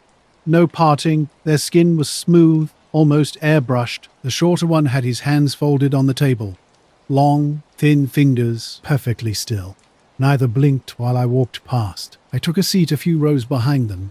For the rest of the crossing, I kept sneaking looks. Once the taller one turned his head just enough that I could see his profile. His jaw barely moved, but I swear his lips formed a word. I couldn't hear it. The other one tilted his head almost imperceptibly, like he was listening. Nobody else seemed to notice them. A woman with 2 kids walked right by to get snacks. She didn't glance at them at all.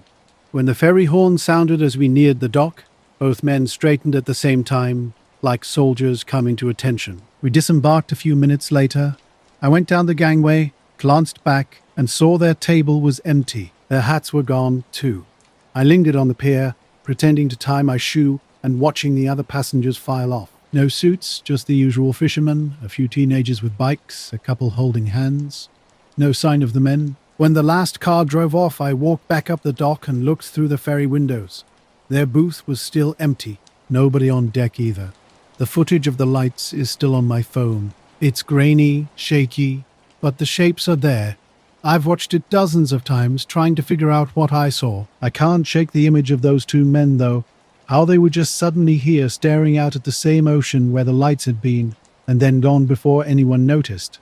And I was splitting wood in the yard that afternoon when a black car rolled down our muddy lane. It was an old model, polished and looking out of place. 2 men stepped out. Tall, wearing dark suits and hats that seemed too crisp for our rural setting. Earlier that night, I'd seen something strange in the north pasture. At first, I thought it was moonlight breaking through clouds, but these were 3 distinct lights hanging in a tight triangle above the field. They moved almost lazily, yet remained perfectly even. No sound, no engine, just an eerie glow moving silently over the pasture.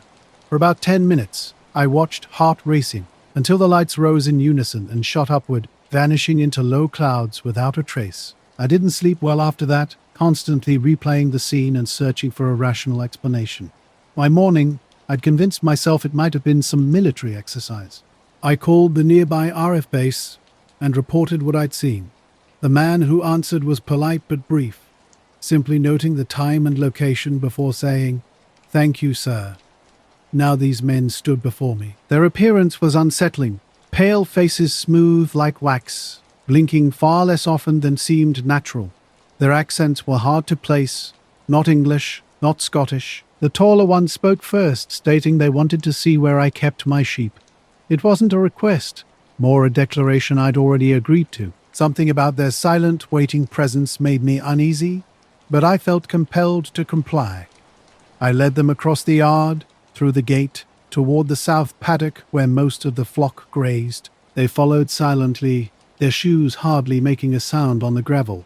At the fence, the shorter one leaned on a post, staring intently at the sheep. The taller one turned to me and said, "This is all of them." "Most," I answered, my voice small. They nodded simultaneously. A slow, synchronized movement that knotted my stomach. Then, without another word, they turned and walked back to their car. 9. I followed the street home, walking the half-mile after missing my bus.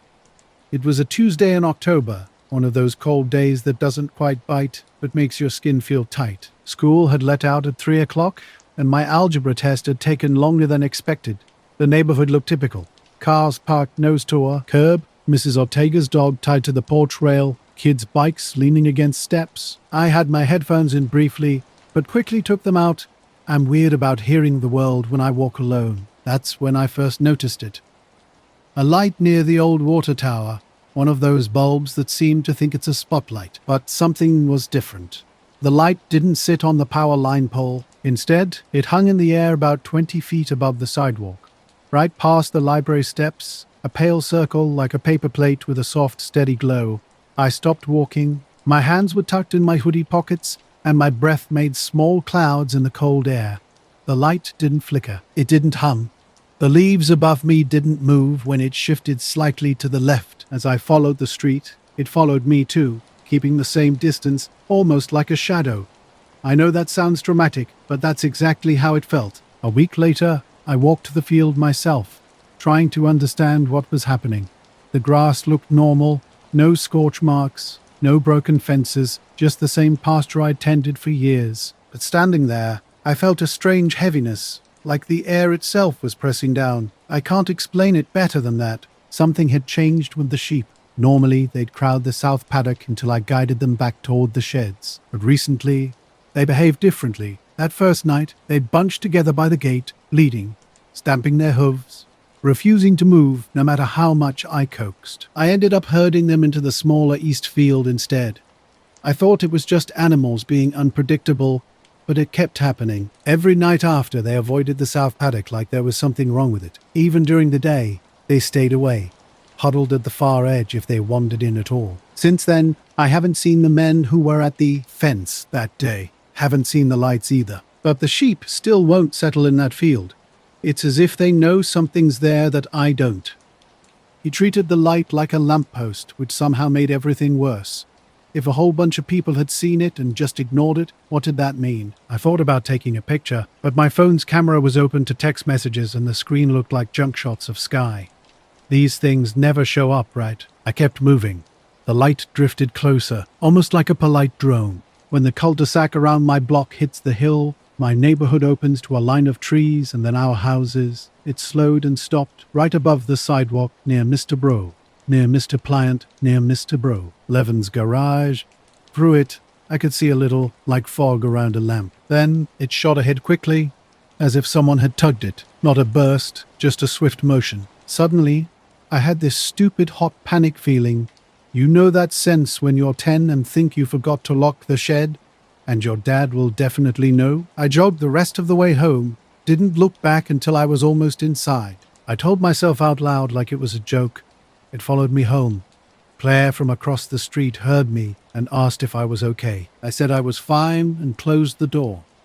Inside, I locked it, flipped the porch light, and told my mom in the kitchen. She was drying dishes and smiled that moms smile when her kid says something weird but insists it's serious. "You got home safe," she said. "Good." I didn't tell anyone the shape. I don't know why. I just said a light and left the rest out, because it sounded silly, like something from a movie. Mom didn't ask more. She had the oven on and a work call in an hour. My brother called from college and told me one of his friends had caught the bus upstate. I went to my room and lay on my bed. The ceiling looked the same as always, but that light feeling in my gut didn't go away. The next morning, I went to school early because I wanted to ask Mr. Rorove about the test. The front steps were wet from a fog that had rolled in overnight, Two men were standing by the flagpole when I arrived. They were the kind of men you only see in movies about suits and secrets. Dark suits, dark ties, shoes so polished they flashed the concrete. No badges or anything. They looked like they were waiting for someone. One of them saw me and tilted his head like I was exactly what he expected to find. He walked over with the other man and stopped about 3 feet from me. The taller one had a face that none. I barely noticed them at first. Two men, one shorter, one taller. A small scar marked the cheek of one. They carried a faint scent of hospital lemon cleaner. My brain kicked into autopilot, prompting the reflexive, "Can I help you?" the standard response when strangers appear on school grounds. The taller man spoke first. "Good morning. We're following up on an observation. Did the sphere follow you again last night?" His words hung heavy. "Sphere?"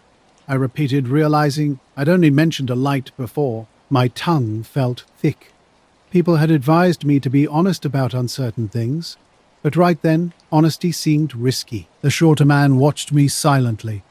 No notes, no writing. His gaze was a peculiar mix of boredom and intense focus that made my skin prickle. "Describe its motion and color," he instructed. "Were there any sounds? Any electronic interference?" I could have walked away. Instead, something made me want to see their reaction. "It followed me from the library," I said. "Pale, like a white with a blue tint. Mostly slow, then a quick slide to the curb. No sound. My phone went fuzzy when I opened the camera." They exchanged a glance, like they were reading from the same script. "Thank you," the taller one said. "Continue your routine. Avoid sharing the observation. Keep to usual channels. Report any physiological symptoms." "Report to who?" I asked, uncertain which authority they represented. "School nurse? Police?" No answer came. The shorter man added a final warning: do not attempt to interact." They left as quietly as they'd arrived. Nobody at school seemed to notice. The janitor kept sweeping. Miss Patel buzzed through her doors on autopilot. Their presence felt like an invisible errand in a visible space. I spent the day performing normalcy, answering questions, taking notes, returning worksheets, but I watched everything. Hallway light fixtures, the way fluorescent bulbs hum differently when something feels off. At lunch, TJ asked about a traffic accident on Route 9. I said I hadn't seen the news.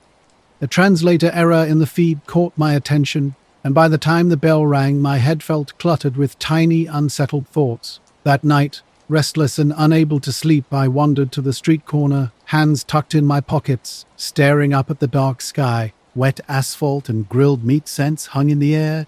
No lights, no disturbance. Gus, Mrs. Ortega's dog, trotted past with his owner, casting a look that suggested I should be inside, where people typically stay after dark. I returned home and left the porch light on, despite everything. In the days following the men's visit, background noises started feeling like coded messages. Small, strange occurrences began to pile up. My phone's alarm blinked a minute early before correcting itself. The school security camera facing the parking lot recorded a morning clip that suddenly dissolved into static for 2 frames before resuming normally. My friend Maya claimed she didn't remember me telling Mr. Harav about the test, even though I'd repeated it 3 times that morning. It felt like facts were sliding unpredictably around me, shifting and blurring.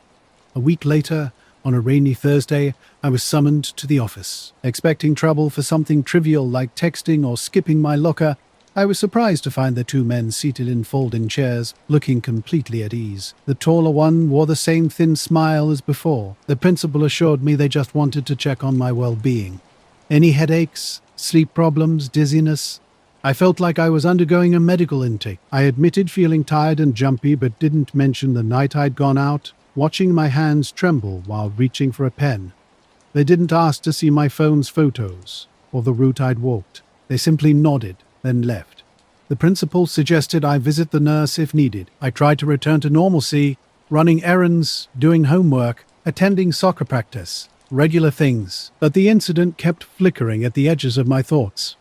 On the 3rd night after their school visit, I awoke to a car door sound and an unsettling feeling of being watched. The porch light was on, but no one was there when I pulled back the curtains. The next morning's silence felt oddly stripped, as if something fundamental had been removed. I never saw the men again. Not in person. Twice, though, I spotted a black sedan. At the end of August, it was still hot even after dark, and the cicadas were still going. I'd pulled my car off County Road 14 onto the gravel shoulder near a big cornfield. As a freelance photographer who had been out shooting barns for a client, I noticed something unusual.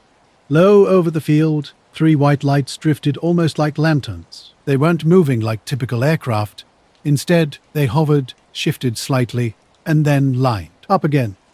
I parked and killed the headlights. The sky was a dull orange from distant town glow, with a few stars visible. I set up my camera on the hood and started taking shots at different exposures. Through the viewfinder, the lights looked sharper, almost brighter than they did to my eyes. I took maybe a dozen photos. At one point, the lights faded and then returned in a completely different position. The only sound was from insects. In the distance on the bypass, something stationary caught my attention where a driver wouldn't normally sit.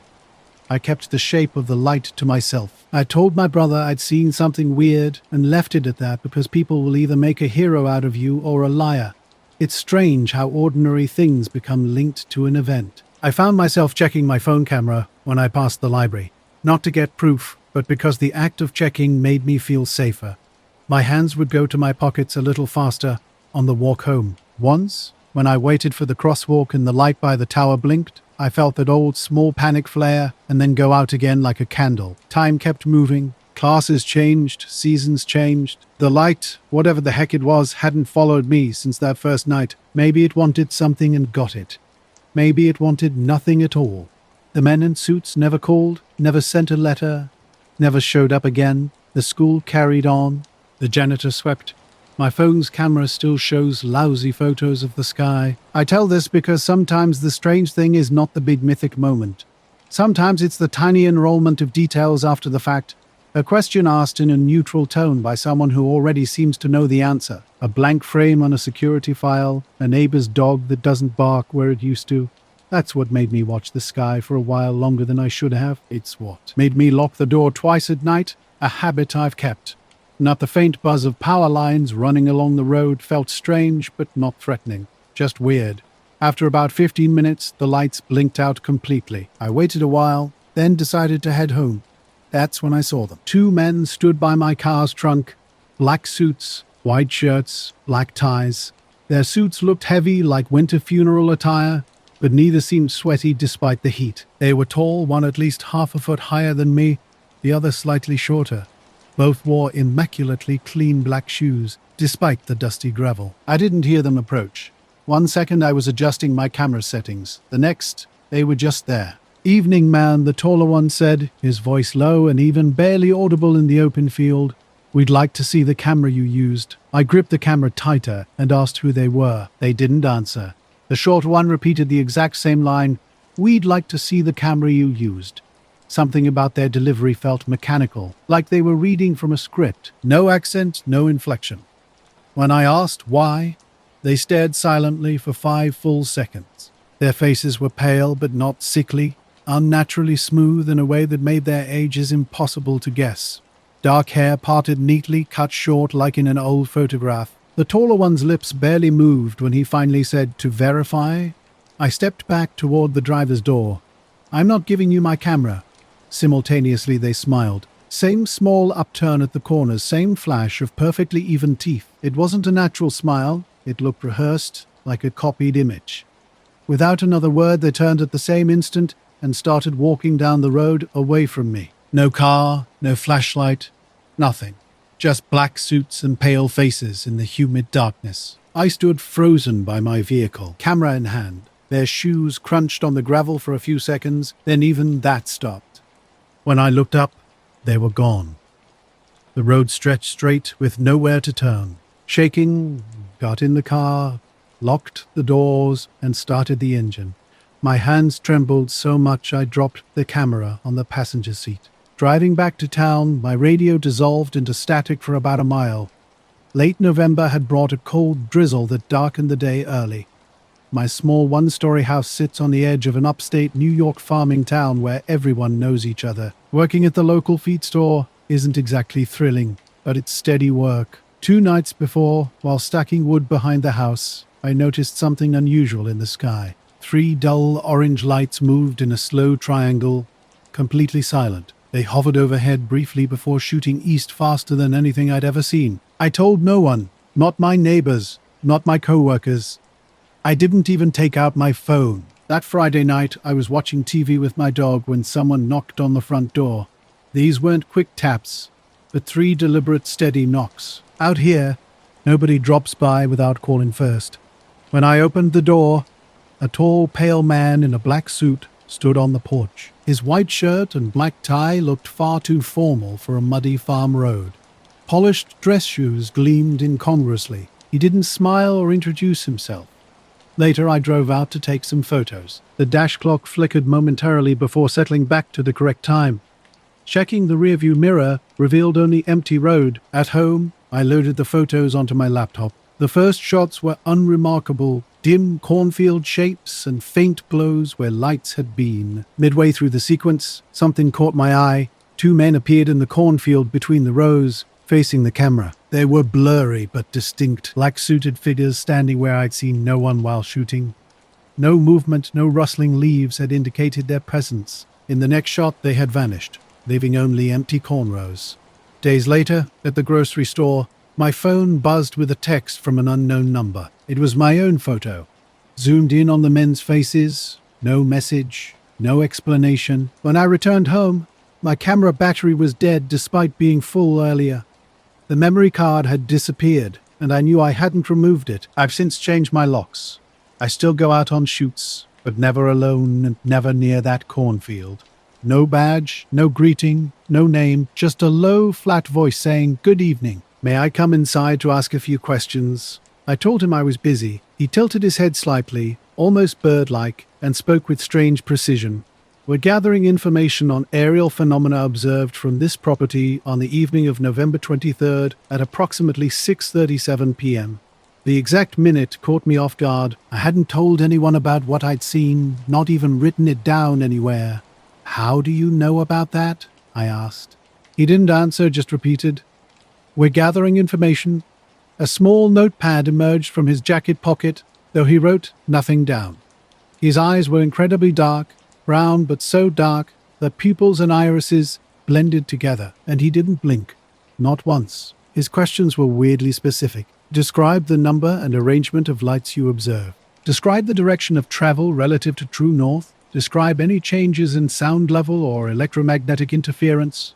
He said, "Electromagnetic interference," like he was reading from a script. I gave short answers, mostly wanting him gone. 3 lights moving east, silent, nothing else. When I said, "Nothing else," he tilted his head again and stared at me intensely. A completely blank but penetrating look, as if waiting for me to correct myself. "Have you shared this observation with any person or agency?" he asked. "No," I replied. He slipped the unused notepad back into his jacket and said, "We thank you for your cooperation. No eye contact, no name, just we." I closed the door, heart racing. The entire interaction lasted maybe 3 minutes. In the living room, with my dog still by my chair, I tried to calm down. After a few seconds, I thought I should see where he went, maybe catch a license plate. I opened the door again. The porch was empty. The gravel driveway was empty. No car, no footprints in the wet dirt. The drizzle continued. I was driving home on Route 9, the stretch that runs past Miller's farm, the one with the broken fence and that squat red barn. It was late, maybe 10:30, and the rain had backed off to a steady mist that made the road glisten. I'd been looking at the GPS and thinking about nothing in particular when a pale light appeared over the field to my right, just above the stalks. At first, I thought someone had left a tractor light on, but it hung there motionless. No beam sweep, just a soft white glow like a porch lantern floating 10 or 12 feet off the ground. I did what most people do. I slowed and then stopped on the shoulder, hazard flashes blinking in the drizzle. The car went quiet except for the wipers. The light stayed where it was, steady. I didn't pulse. I didn't make a sound. Later that night, I was at home and something felt off. My dog was whining softly. He almost never does that. I grabbed a flashlight and walked out to the road. It's straight for about 1/4 mile in both directions. And with the drizzle and my porch light behind me, I should have been able to see a tail, light, or at least a dark shape moving away. Nothing, just the sound of rain on the leaves. I went back inside, locked the door, and sat down. My hands were shaking. An hour later, while making tea, I realized something else.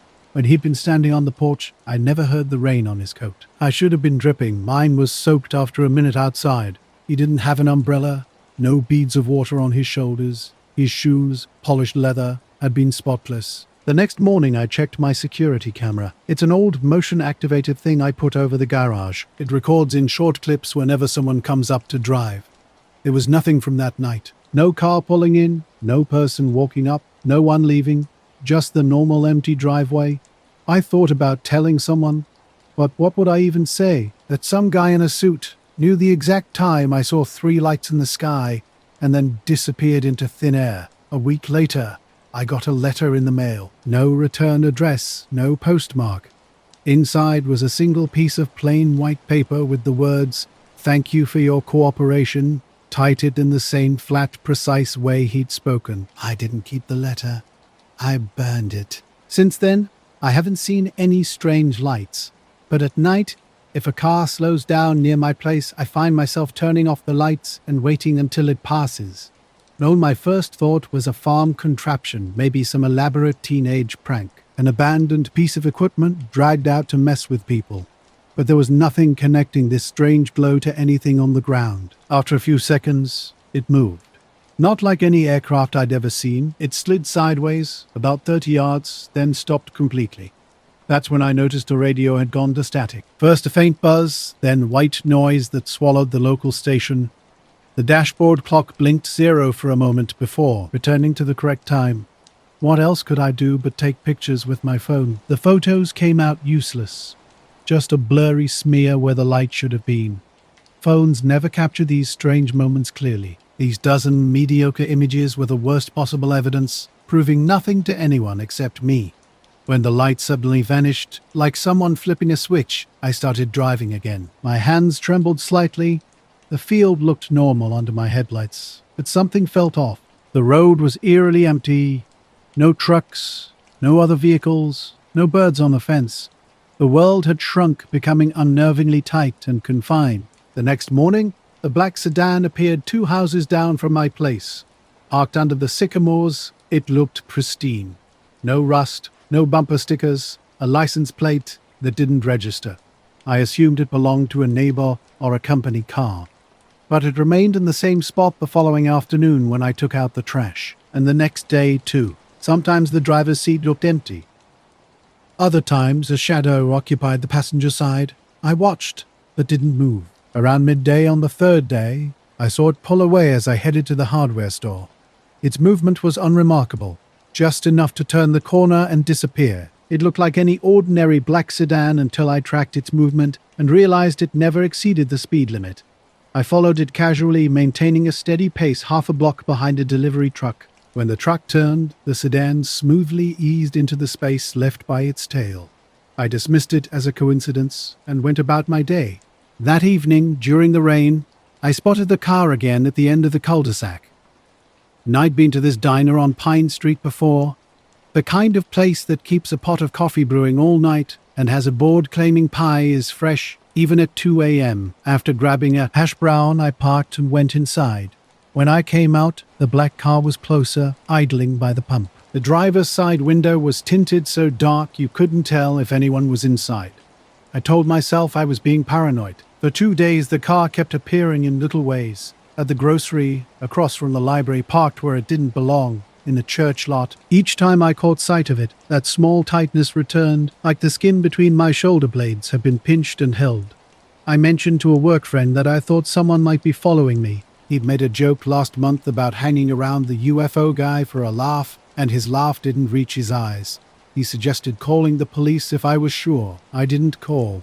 That Friday night I stopped at the diner because I couldn't sit in my dark apartment staring at the street any longer. Inside it was warm, the fluorescent lights too bright, with an old man eating beans at the counter. Ellie, the waitress who knew me by sight, brought coffee without asking. I took the booth by the window to watch the parking lot. The black car was there, as expected, parked far enough away that no one noticed, right at the edge of the street lamp. I didn't plan to stay long. Halfway through my sandwich, the doorbell chimed. 2 men walked in, wearing black suits, not just dark jackets, but those old flat lapel suits that seemed from another decade. Plain white shirts, dark ties, clean shoes. They moved with purpose, taking brisk, economical steps. One had ash-colored hair combed straight back. The other had a crease at the corner of his mouth, like he enjoyed saying uncomfortable things. Both had that tidy look city people get after a long day inside. They came straight to my booth. "Excuse me," the taller one said flatly. "Are you feeling well since the event?" For a moment, I thought he was joking. "What event?" I responded as if I didn't know. I told no one about the lights, not even Ellie. The taller man's eyes were weirdly calm and didn't blink. The shorter one blinked, but it seemed deliberate. They moved with practiced precision, their faces unnaturally symmetrical. A faint hint of aftershave and rain clung to them, and the diner's air grew colder as they stood there. I let out a nervous laugh, the kind people do when uncertainty breeds fear. My words came out before I could stop them. "The lights over Miller's Field?" But I didn't elaborate. Explaining would make it real, and some truths are better left unspoken. "Good," the taller man said, his words clipped and mechanical. "Continue your routine. Avoid sharing details. Keep your frequency normal. We will monitor." Each phrase sounded like it was read from a prepared script. "What do you mean, monitor?" My voice felt foreign. The diner had fallen silent. An old man's fork hung suspended midway to his mouth. Ellie stared down at the register, her order pad forgotten. The shorter man pressed a finger on the table, as if marking an invisible surface. "We are checking for adverse effects," he stated. "You reported no auditory disturbances." Their synchronization was uncanny. Both men tilted their heads at the exact same angle. The taller one's smile was cold, not reaching his eyes. The shorter man's smile mirrored it precisely, a fraction of a second later. "I haven't said anything," I snapped. "Good," they responded in unison. The taller one added, "Keep to your schedule. Maintain social contact. Do not conduct experiments." The words hung heavy in the air. I couldn't recall planning any experiments. I was just a courier, not someone setting up cameras in fields. Their clinical language reminded me of a nurse checking medication compliance. These weren't police or local officials. This was something else entirely. Around us, the diner's occupants froze. The old man lowered his fork. A woman by the pie case turned pale. A cook in a baseball cap focused intently on flipping eggs, as if concentration might make these strange men disappear. For 2 minutes, they stood there. Then, with the same measured pace, they turned and walked to the door. Through rain-streaked windows, I saw their black car, headlights off, its tinted glass concealing its interior. In a few swift strides, they were inside and gone, leaving only a lingering sense of unease behind. Here's the rewritten text. At the diner, a waitress approached my table, her voice slightly too cheerful. I left a $10 bill and walked out without finishing my coffee. The rain was falling harder outside. 2 men had arrived earlier in a black car. They slid into the vehicle, and it rolled away smoothly. I didn't speed up or act aggressively. My movements were methodical, like someone closing an administrative file. I kept thinking about how they spoke, about the we in their language and how no introductions were made. Their words replayed in my mind, revealing nothing new, just clipped phrases and a strange warning about keeping quiet. That night, I left every light on in my apartment. I stared at the door, half expecting a soft knock or the sound of tires. Nothing happened. The water by my bed tasted metallic. I slept restlessly, waking earlier than usual, as if anticipating an unscheduled appointment. The black car appeared less frequently in the following days, but when it did, I felt a sense of impending something in my stomach, like a countdown reaching its end. I glimpsed the men once more at a gas station, reflected in the pump's glass. Black suits, pale faces moving past. I told only Aaron, who writes obituaries and treats everything as potential comedy until a joke runs thin. He suggested ignoring the incidents, treating them as a strange couple of nights. His lack of detailed questioning made me share more. The next day, he recommended documenting everything. So I did, writing longhand in a notebook now sitting on my kitchen table. The pages are filled with times, descriptions of their synchronized smiles, the car, the rain, the diner's coffee scent. I kept driving past Miller's Field, parking on the shoulder, staring into the darkness. I wanted proof. I wanted to explain this to myself in one coherent sentence. During daylight, the spot looks ordinary, neat cornrows, a broken fence I've meant to report. But at dusk, something unusual happens. A horizon glow my camera can't capture. Now, I lock my front door twice. I check the people. I move carefully. They didn't need to approach me. Their presence was the message. Now I post a photo at midnight because I can't think of what else to do. On the harbour road with the tide low, 3 lights hover over the water, strung like little lamps above the bay. They move slowly and deliberately, almost pacing something below. Not as bright as a plane, I pull over, climb the breakwall, and snap a few pictures with my phone. My world feels smaller lately. Work is routine, deliveries, then sometimes sitting alone in a diner, eating a late sandwich. Nobody really asks about my health anymore. The men never needed to threaten me. Their check-ins feel procedural, like a file being pushed shut with the same measured force each time. The lights look cleaner on my screen than they did with my eyes. 3 white dots forming a crooked triangle, occasionally wobbling, occasionally steady. I post to the town's Facebook group with one simple line, "Weird lights over the bay." Anyone else seeing this? This group mostly shares crab recipes and lost dog notices, so I don't expect much. I fall asleep with the window cracked, listening to distant gulls and harbour sounds. The next morning, I work my usual early shift at Anchor and Elm, coffee, sandwiches, the regulars who arrive before sunrise. Outside, fog softens everything, making lamps look like moons. By 8 a.m., an older man in a wool coat takes the corner table reading his paper, while customers trickle in. Around 9 o'clock, when the morning rush settles, I notice them, 2 men in black suits, moving with precise, purposeful steps. They're not tourists or locals, no badges, no name tags, just pure government movie-style presence. They stop exactly at my service counter while I'm pouring coffee and stacking muffins.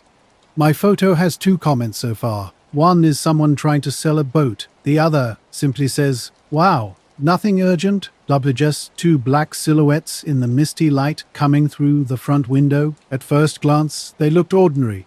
Clean suits, short hair, the taller one with a fade, the shorter with a narrow jaw. But something felt different.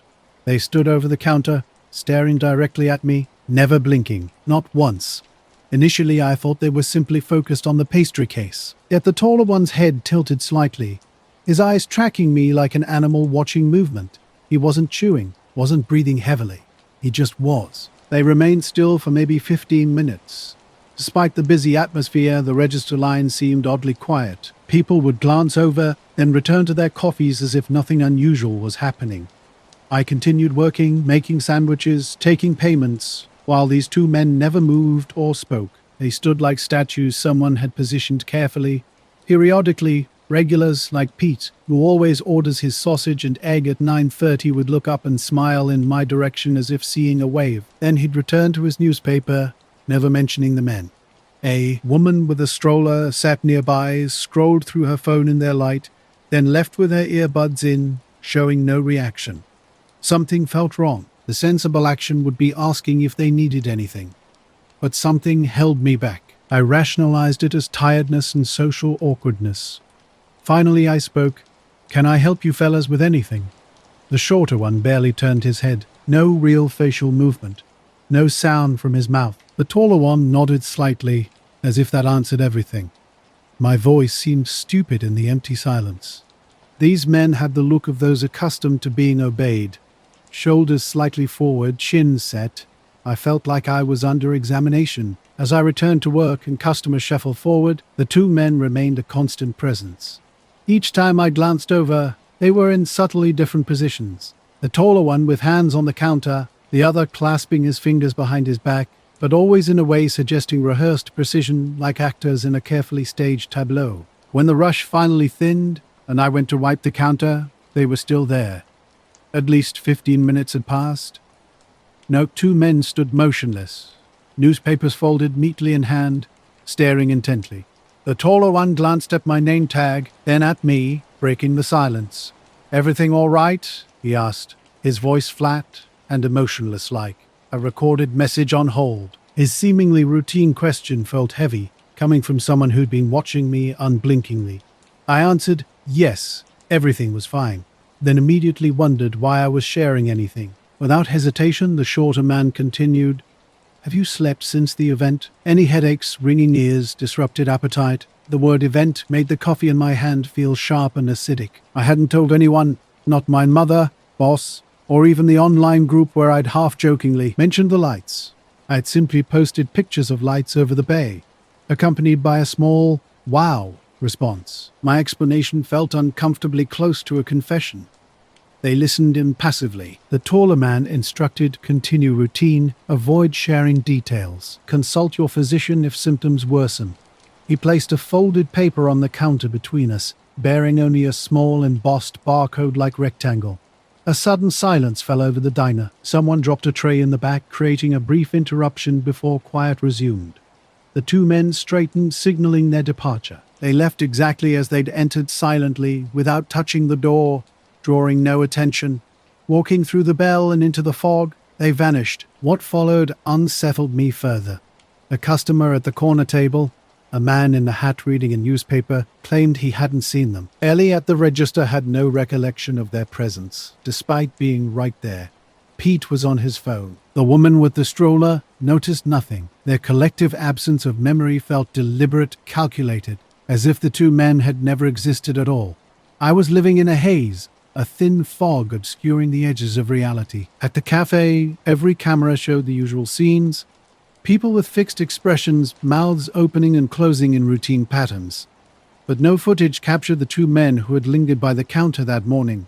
Something strange began unfolding after I posted a photo online. A member of the town's Facebook group sent me a private message asking if I was okay. They'd seen my picture and alerted the harbor patrol. By noon, reports about unusual lights were circulating. I texted back that everything at the cafe was fine and tried to focus on making sandwiches. Later, when showing my roommate the pictures, I noticed something unsettling. My favorite shot revealed 3 distinct lights over the water, and in the background, barely visible, stood 2 dark figures near the shoreline. At first, I thought it was a trick of light, but when I zoomed in, 2 shapes emerged, standing straight like telephone poles. The taller figure had hands positioned in front, while the shorter one had its head tilted. They were positioned exactly where the men had stood that morning. Ellie, who'd worked morning shifts for 6 years, suggested I might be overtired. You've got a lot going on, she said softly. Maybe you're just jumpy. I wanted to argue, but knew it would prove nothing. I told her I was fine and stacked muffin cases until my arms ached. That night, I rode the late bus home under a low, heavy sky. The fog had lifted and the bay lights had vanished. My roommate's friends were loud and cheerful, but I couldn't settle. At 2 a.m., I got up to use the bathroom and found the kitchen dark and silent, except for a new notification on my phone. A direct message from an unrecognizable user contained only the photo I'd taken of the 3 lights. The timestamp predated my original post. No username, no explanation. I looked again at the small card they'd left, noticing a dull rectangular impression where ink had been pressed. In the following days, I kept expecting something to happen. I waited to be questioned, to be told to stop posting, to receive a list of instructions. I drove past the harbor, watching the water and sky for anything out of place. Sometimes a black car would appear, adding to the growing unease. My phone would glitch sometimes, freezing the camera app and showing a still from earlier, like being stuck on yesterday. At the cafe, security footage captured a strange 10-second stretch at 9:15. The video feed pixelated and returned without audio, which the system logged as a temporary fault. We replaced the cable and everything seemed normal. When I brought up the lights, people at the shop changed the subject and joked about Maya's late-night lighthouse spotting. They passed me a muffin. Later that week, I checked the Facebook thread and found the original post had been taken down. A moderator sent a private note. Sometimes posts get flagged and removed. No one else remembered seeing the 2 women. The wall cameras showed only ordinary scenes. People moving, talking, steaming milk. The supposed tableau of 2 women in black appeared only in my photo. I went home each night and locked the door, sleeping with the light on because it felt like the reasonable thing to do. The 2 women didn't return. Lights over the bay were reported here and there for a couple weeks, then nobody talked about them anymore. My photo sat in my camera roll, a small piece of evidence that looked like a trick. I stopped posting to that group and told my roommate a toned-down version. I'd had a weird morning, that was all. Sometimes, while washing dishes, I'd find myself watching the street long after everyone had gone to bed. When fog rolled in off the water, I'd step outside, breathe the cold dampness, and check how the light hit the harbor, just in case. There was nothing dramatic. No knock at the door, no late-night visits from mysterious figures, just the regular world. My manager joked that maybe the city needed me as their official weather reporter. I laughed and went back to work, kept pouring coffee. Outwardly, nothing changed. I kept counting days and maintaining my routines, but internally, something was different. I knew the shape of it the way you know the shape of a bruise. Not obvious at first, but impossible to unknow. The two women had lingered by the counter, asked their questions without really asking, then left as if they'd never been there. I kept the photo on my phone. Occasionally I'd open it and stare at the background until the image blurs, hoping for some answer to step out of the grey. None has. Nothing. The hens stopped first. It was a hot July night, and the kitchen window was wide open, hoping for any hint of a breeze. We were living on my grandparents' land now, 3 fields, an old red barn, a windbreak of cottonwoods sagging with age. Nothing special. Rex, our lab, was sniffing around the back porch while I lit the last of the mosquito coils. That's when the henhouse went completely silent. At first I thought maybe a fox was prowling, but then I realized every single bird had frozen, as if someone had hit pause on a remote control. Then a slow light moved across the field. This wasn't a normal night, not a plane with flashing lights, no strobes at all. Instead, a single pale disc hung low, about the height of telephone poles when viewed against the cottonwoods. It drifted deliberately from the east hedgerow toward the pond, gliding smoothly and silently. The only sign of its movement was how it gently lifted the grass, a cool, flat glow sliding like a painter's torch. I grabbed my phone. Instinct, I guess. But the photos came out useless. Just washed out dots against blackness. Claire came out in her slippers, leaned her head on my shoulder, and muttered, "What the hell?" As if I might have an explanation, Rex sat by the fence, unusually calm, watching with that special attention dogs get when something catches their eye. We watched together as it eased past the pond, over the woodlot, and then vanished into darkness, like someone had simply plucked a light from the sky and tucked it away. We didn't call anyone. Who would believe us? The sheriff would probably laugh and suggest we'd lost something, so we cleaned up, shut the windows, and tried to sleep. But strange, things kept happening. The next morning, my pickup's battery was dead, though I'd left no lights on. At noon, the radio sparked with static, despite usually perfect reception. Claire's watch lost 5 minutes in the afternoon, then mysteriously found them an hour later. The hens refused to go near the east hedge, clustering tightly in their coop. Grandma Ellen, who's lived here 50 years, just shook her head.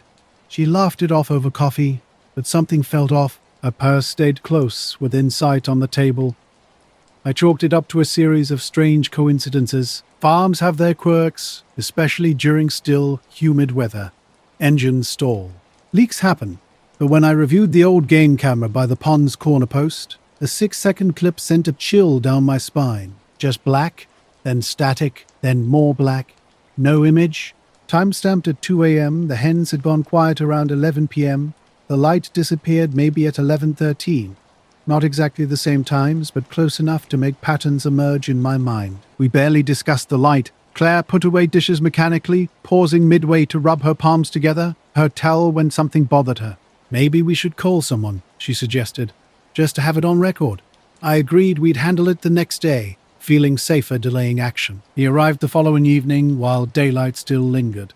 A soft, polite knock, the kind you'd expect from a neighbor returning a borrowed item. I wasn't anticipating visitors. Wiping my hands, I opened the door. A man stood on the porch wearing a dark suit that seemed out of place on our gravel drive. Pristine shoes, neat coat, no hat, his close-cropped hair the color of river rock. He looked like someone who'd accidentally wandered from a downtown office onto our farm. "Evening," he said, skipping small talk. "I apologize for intruding. May I have a glass of water before we discussed last night?" The words came out flat, rehearsed, He expected us to have something to discuss, as if this weren't a surprise visit.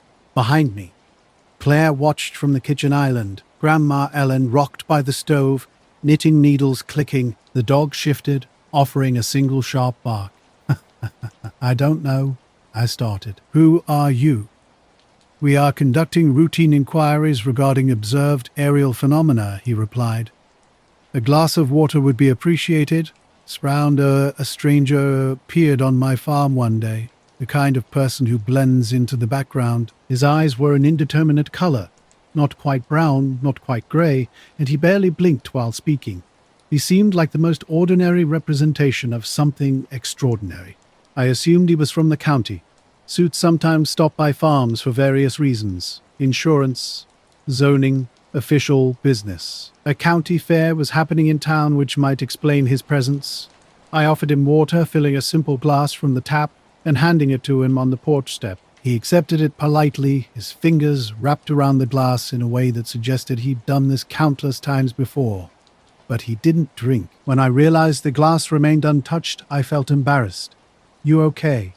I asked. He set the glass on the porch rail and spoke with precision. Now, would you describe what you observed?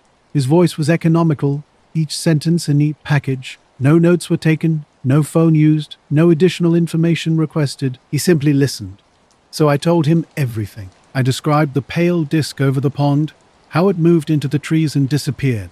I mentioned the hens freezing Rex sitting and watching, the camera's blank clip at 0212 a.m. Claire spoke about losing time on her watch. Grandma Ellen shared her dream. He nodded after each detail, as if cataloguing information in some internal filing system. Once, he leaned forward and asked about any unusual sensations, auditory phenomena, headaches, ringing. I thought of Brent from the feed store talking about tinnitus and assured him, no, nothing like that. When I finished, he simply said, "We thank you for your cooperation." Without touching the glass or taking it, he stood and placed 2 fingers on its rim. Then he walked off the porch, down the drive, through the next gate, and toward the pond. I watched him move between trees like someone navigating a familiar hallway. Within 30 yards, the light through the leaves swallowed him. We remained still. Claire had dropped her dish towel. Grandma Ellen's knitting lay forgotten. Rex whined softly. The untouched glass sat on the porch rail. Hours passed. The sun dipped. Corn shimmered. Crickets awakened. Darkness fell. Aunt Claire went to the porch and poured the water down the sink. Nothing remained. Not a drop spilled. Not a trace of evaporation. The glass was pristine, its rim completely dry and cool to the touch. When I ran my fingers inside, there was no hint of a waterline or mineral residue. The path to the gates showed no disturbance. No footprints. No sign that anyone had walked through to take a drink. That night we sat with closed windows and the porch light on, and sleep came hard. We knew farms, knew coyotes and storms, understood the small dangers that roam rural fields. But this was different. Strange things followed. The couple door would be shut when I'd left it open. My pickup's tailgate would be locked after I'd left it down. At noon, the shop radio would cut to static across different stations. Grandma Ellen started keeping her porch light on until I asked her to stop, worried it was disturbing the hens and Rex's rest. The man in the suit never returned. We never saw a car that might match him or his appearance. The glass remained suspicious until I finally tucked it away in the cupboard with the other dishes, trying to treat it like something ordinary. Sometimes I look at that cupboard and remember the hens frozen like statues, the quiet field with a single light moving like a hand sweeping velvet, the way the man's tongue didn't move when he spoke. I don't call this an event or a visitation. I'm not spinning tales about UFOs or secrets. I share this story because sometimes the world offers small, bright mysteries that people feel compelled to hold and examine. The man asked for water and left it on the porch. By morning, the water was gone. We continued our chores. Seasons moved as they always do. The hens returned to pecking near the east hedge. Late one night, driving back from a job in the next county, I was on the highway shoulder with my engine running. The first car passed, as if nothing unusual had happened. It was near midnight, and the rain had gone soft, not hard enough to sheet the pavement, just enough to make the highway lights smear and blur. Driving down an empty stretch of highway, the only companions were the white line and occasional diner signs. Something wasn't right with my headlights. They shifted from a normal dim yellow to bright blue in an instant, as if someone had turned a knob. Other drivers seemed oblivious. They sped past without slowing, taking their lanes as if nothing unusual was happening. Then, hovering over the roadside to the east, a light appeared. At first it resembled a construction sign, but it was different. Suspended about 100 feet above the guardrail, motionless and soft, like a lamp left on a pole and abandoned. I pulled onto the shoulder and killed the engine, my hands shaking. Rain whispered against the hood while my phone showed no signal. I didn't attempt to film, that would have felt like admitting fear. Instead, watched. For several minutes, I observed cars passing beneath the light. Close enough to flag down, yet no one stopped. It seemed the vehicles were moving around something invisible, unnoticed. The light was a clean disk, a pale color I couldn't immediately define. Later, when I tried describing it in my notes, soft white with a blue wash felt inadequate. Suddenly the radio erupted into static, not a gradual fade, but an abrupt, white roar, as if disconnected from all logic. My dashboard clock blinked 0 momentarily before resetting. The small digital thermometer flickered, dropping 2 degrees before returning to normal. These were subtle changes you'd miss if not paying attention. A truck passed 2 lanes over. The driver stared straight ahead, mouth moving, perhaps speaking to a passenger. He didn't slow down. The light then slid sideways, not sharply, but like an object nudged across a table. I crossed over the median and stopped. The air felt different, not from wind or pressure, but as if someone had drawn a curtain. I oddly thought about a coffee pot left on a burner, how its aroma lingers and fills the space. I pulled up to the pump at the 24-hour Market's gas station, needing both fuel and coffee after a strange night on the highway. The station was empty except for Marco, a kid who recognized me from a previous job. He waved me toward pump 3. When I walked into the convenience store, 2 men immediately caught my attention. They weren't dressed like locals. Dark suits, polished black shoes that looked like they'd come straight from downtown, not a road trip. Short, neat hair. One was taller, with a square jaw like carved stone, standing a head above the other. His companion was slighter, with a thin nose and a close-shaved beard. They stood near the cooler, not buying anything, just standing motionless. The bell clanged as I entered, and they both turned their heads in perfect synchronization. I noticed small details. The taller man's tie was slightly off-center, not messy, just subtly misaligned. The shorter man had a tiny scuff on his right shoe. Their eyes were fixed on me, not the cashier or Marco. After my odd night on the road, I felt like a deer caught in headlights. I blurted out a hello. They paused before responding. "Sir," the taller one said in a neutral tone, "you were on Route 47 earlier this evening, were you not?" It was more a statement than a question, and the fact he knew my route unnerved me. I nodded. "Yeah, headed back from the mill. Did you observe any aerial lights approximately 8 miles east of the bridge?" The air around my throat tightened. "Yes," I said. "I did." They listened without taking a breath, completely still. The shorter man studied his hands, then looked up with an expression that made me read his face twice. Not angry, not friendly, just puzzled. "Describe the exact color of the lights," he demanded.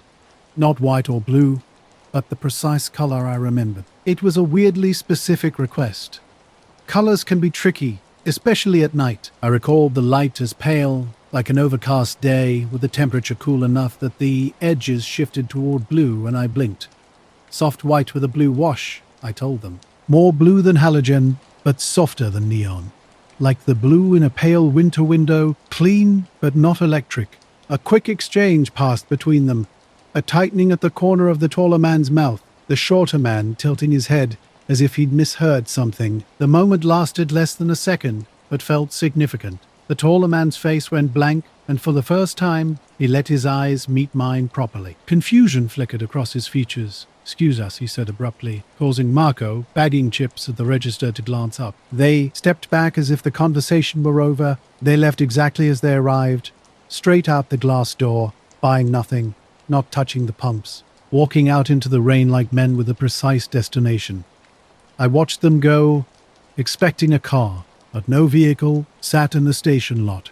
For a ridiculous moment, I thought they'd ducked behind a truck, yet no vehicle could hide two grown men so silently. I paid for my coffee with cash. My card felt too slow, and Marco didn't ask for a receipt.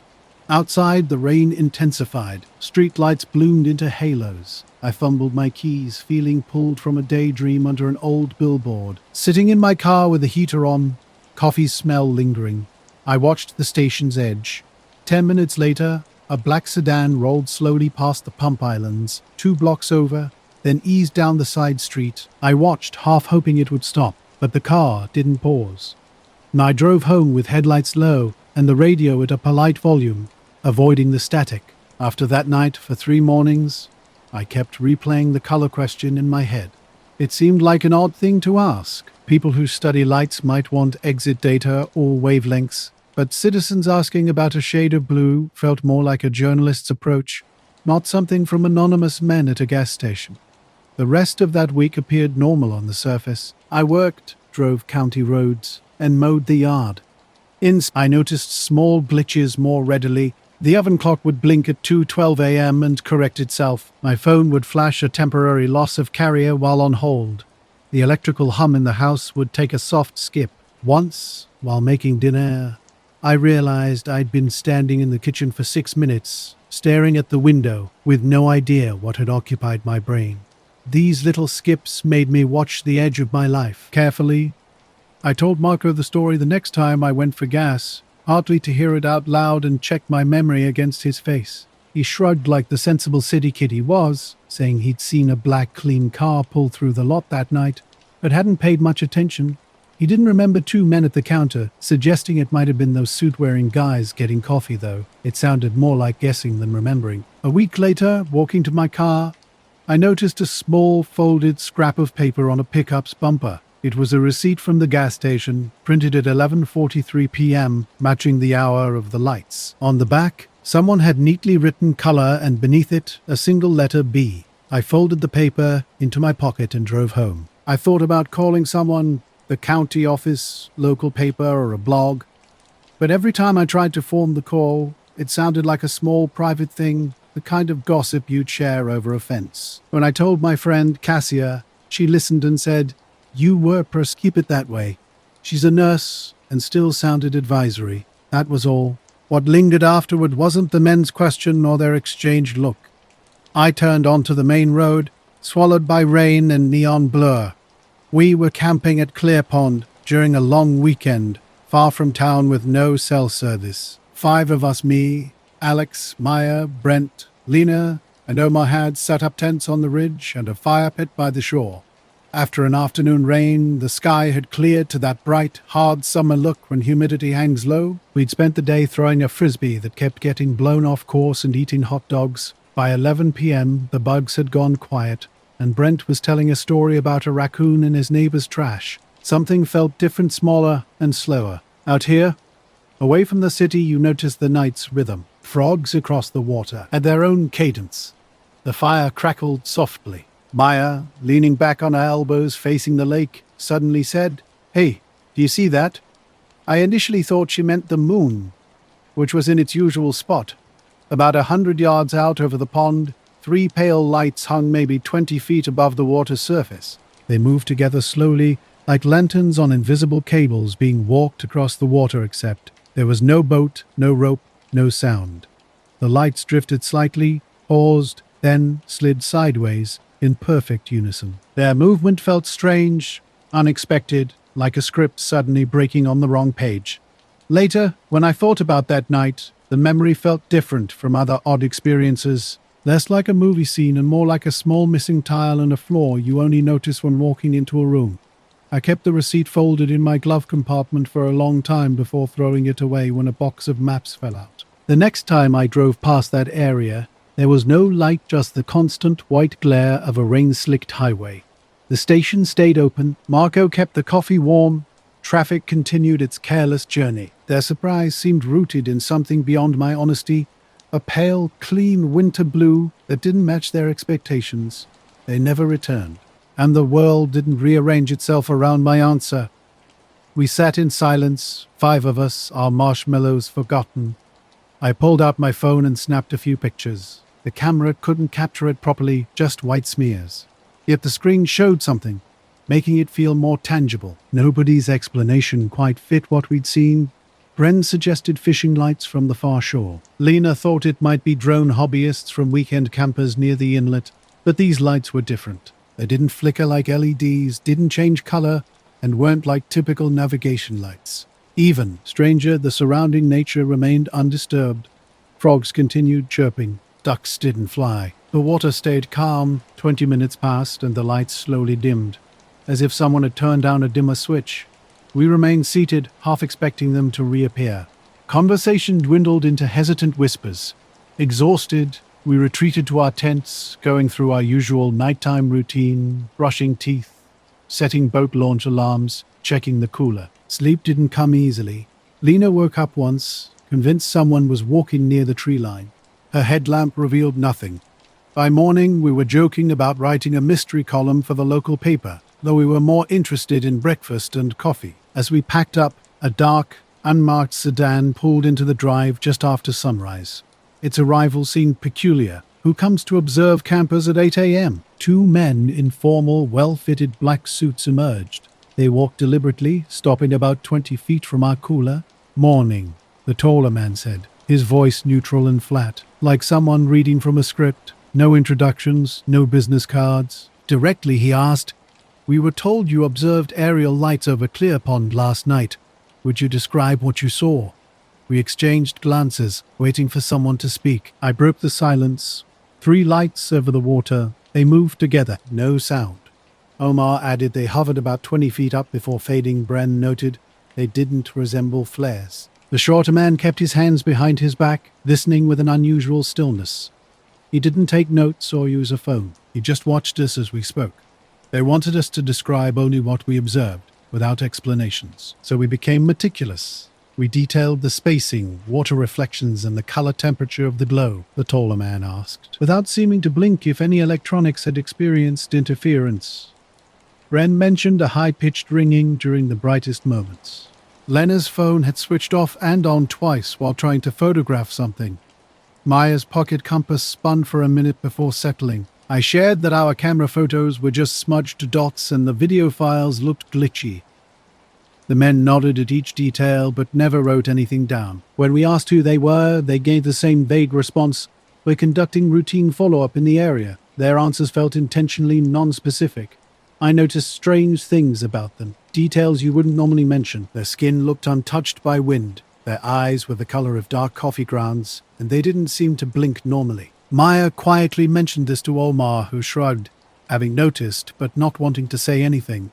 Instead of an interrogation or collecting phone files, they simply asked if anyone else had been informed. Lena had mentioned it to someone, and I'd posted a single photo on a local community page the night before. Their presence was oddly calm, their questions precise, their demeanor unlike any typical investigation we'd encountered.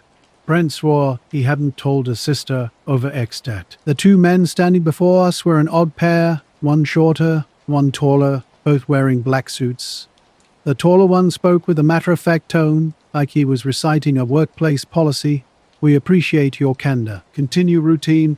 Avoid sharing details beyond necessary contacts." About 15 minutes into our encounter, the coffee pot in the ranger station hissed. The shorter man asked plainly, "May we ask the names of everyone at this gathering?" It felt like a roll call. No notebook, no phone. He simply waited. One by one, we gave our names. Mine, Maya's, Bren's, Lena's, Omar's. I remember thinking I should ask for a badge or identification.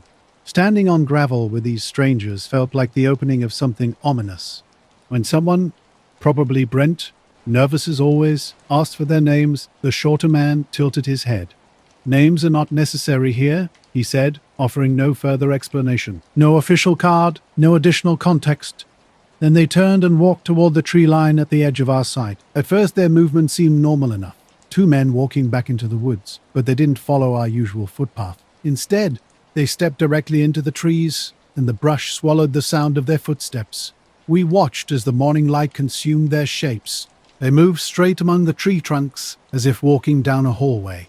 Suddenly Lena asked, "Where'd they go?" We realized they had vanished. No rustle of leaves, no disturbance. The light through the pines looked exactly the same as before.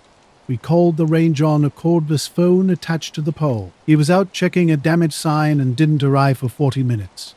When he finally came and we described the men, he nodded slowly, took our names in his little book, and drove off to check the trail cameras. But when he returned, there was nothing.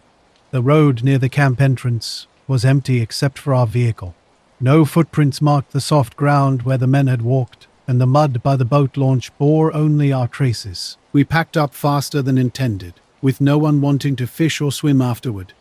Bren felt the air was unusually thin, making him hyper-aware of his own breathing. Maya laughed nervously at jokes that weren't really funny, while Lena kept rubbing her eyes, unsettled by the memory of the man's coffee-colored eyes. Omar drove in silence, his hands gripping the steering wheel tightly. We didn't stop until we passed the town signs, the highway consuming the sound of our tires. Back home, I reviewed the photos again. One picture I thought captured the lights best showed a thin grey line near the tree line. For a split second, the taller man's shoulder had been visible. Blown up, it was nothing more than grain and shadow, impossible to identify with certainty. Maya's phone revealed a similar smudge, and Bren claimed his camera had corrupted the last 2 files. Lena insisted her compass had spun independently for 15 minutes after leaving the site. Unsure what to make of these details, I posted about the experience in our local group thread, using our real names to create an official record. Not to fuel speculation, some community members reported seeing strange lights on the road days earlier, while others suggested LED kites were responsible. One person advised against solo camping. A woman who wrote a bird-watching column expressed interest in asking questions but never followed up. The ranger dropped by with a business card from the Division of Natural Lands, promising to check with County Dispatch about any missing persons reports. No official agency contacted us, and local police remained silent. The 2 men who had approached us with polite, specific questions had seemingly vanished without leaving typical signs of passage. We returned to our normal routines: work, apartments, grocery stores, bus stops. We kept the photos simultaneously hopeful and frustrated by their lack of clarity. Ren mentioned the incident twice at work, but his colleagues merely shrugged it off. This was the kind of sighting that felt small and sensible in the moment, but too good to lose. It was August, the kind of hot dusk where the air hangs like a blanket and the bugs make a steady shush in the 10 leaves. I had started late because work had run over, and I was above the 3rd switchback when the fin showed up. At first I thought it was a reflection, sun dragging off the surface of the stream below, or maybe some guy with a flashlight and bad timing, but it was higher than the tree line, not a reflection at all. I was silver, maybe 20 to 30 feet across, flattened on the bottom so it looked like a coin suspended on edge. It moved slow and deliberate. No jerks, no wings, and there was no sound. Birds kept flying past it and didn't spook. The air did not change. I switched on my camera and shot a short clip. My hand a little shaky because you realize you're doing something you might later have to defend as not being a hallucination. The clip didn't capture a lot. My phone showed the usual downgrading grain in the dark, the silver a smear. But when I replayed it right there, the motion looked wrong in the best way. The object slid left, paused, and then drifted off behind the ridgeline. I stayed put for a long time after, sweating and thinking. I didn't post the clip anywhere that night. I told myself I'd sleep on it. I didn't sleep. The next day, I put the clip on my laptop and watched it again. If you're used to digital things, you learn to mistrust them. Cameras crop and compress, and phone cameras are worse in low light. Guy must have been conducting tests. Every so often I open the folder with the photos. I zoom in on the smear in the reline and try to steady it into a face. I tell myself not to make more of the day than there is. The men in suits were polite. They asked us to recount what we observed without writing it down. They said names weren't necessary. They walked into the woods and stopped being visible. That's what happened. I drove home.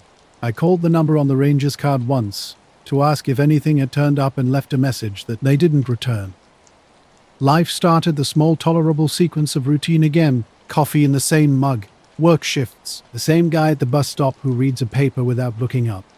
But every time I think of the way those 2 men turned toward the pines and vanished, I find myself checking the closed door twice before I go to bed. 9-hour hiking trip led me to capture an unusual image. I sent it to Ben, my outdoor blog editor, who quickly responded with a familiar, joking tone. He suggested meeting up with binoculars to investigate further. That evening, while sitting at the kitchen table, I noticed small, peculiar details. The wall clock slipped a minute forward, and my bedside alarm blinked 2:13 a.m. despite being turned off. These tiny occurrences made me more aware of my surroundings. 2 nights after the hike, a black sedan appeared outside my house. It was an older model but looked nearly new, parked under the street lamp on the curb across my narrow lane. Cars rarely stop here overnight unless someone's visiting. I checked the time, exactly 2:13 a.m. The driver's area was dark, windows heavily tinted, and no engine noise disturbed the silence. The lane smelled of cut grass and warm asphalt. I watched from behind the curtain as the car idled for 18 minutes, seeming to absorb something from the house. My dog Gus, normally sound asleep, got up and sat by the door. He wasn't barking, but his stare felt like a warning. When the car left, it moved slowly and quietly, disappearing at the first intersection as if intentionally concealing its departure. For a week, the sedan appeared at the same time and place, like a precise routine. I tried to catch someone getting out, even stepping into the backyard in shorts and flip-flops, calling out. My voice seemed silly against the quiet. The car remained motionless. Once, I thought I saw a silhouette in the passenger side, leaning forward, but it vanished when I blinked. I'd been tracking this car for nights. Every evening at 2:13 a.m. it would appear, parked silently on the street. My neighbor, walking his dog early one morning, thought I looked tired when I asked about the vehicle. He'd glanced at it and said it looked empty. My obsession grew. I started logging its appearances meticulously, even setting my old analog watch by the wall clock to ensure precision. I tried different strategies to understand what was happening. A cheap motion camera went up on the porch, aimed at the street. I left the hallway light on with blinds open. Some nights I'd sit in my car with the engine running, radio low. Each night brought new doubts.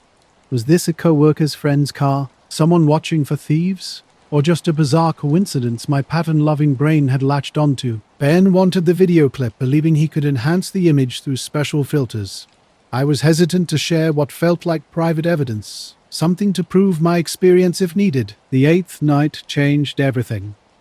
Instead of disappearing at 2:13, the car lingered until 3:01 a.m. Then at 3:02, it slowly rolled down the block and stopped directly across from my house. Something snapped inside me. I grabbed my keys and flashlight. Gus, my dog, followed but stopped at the doorway. He's not confrontational.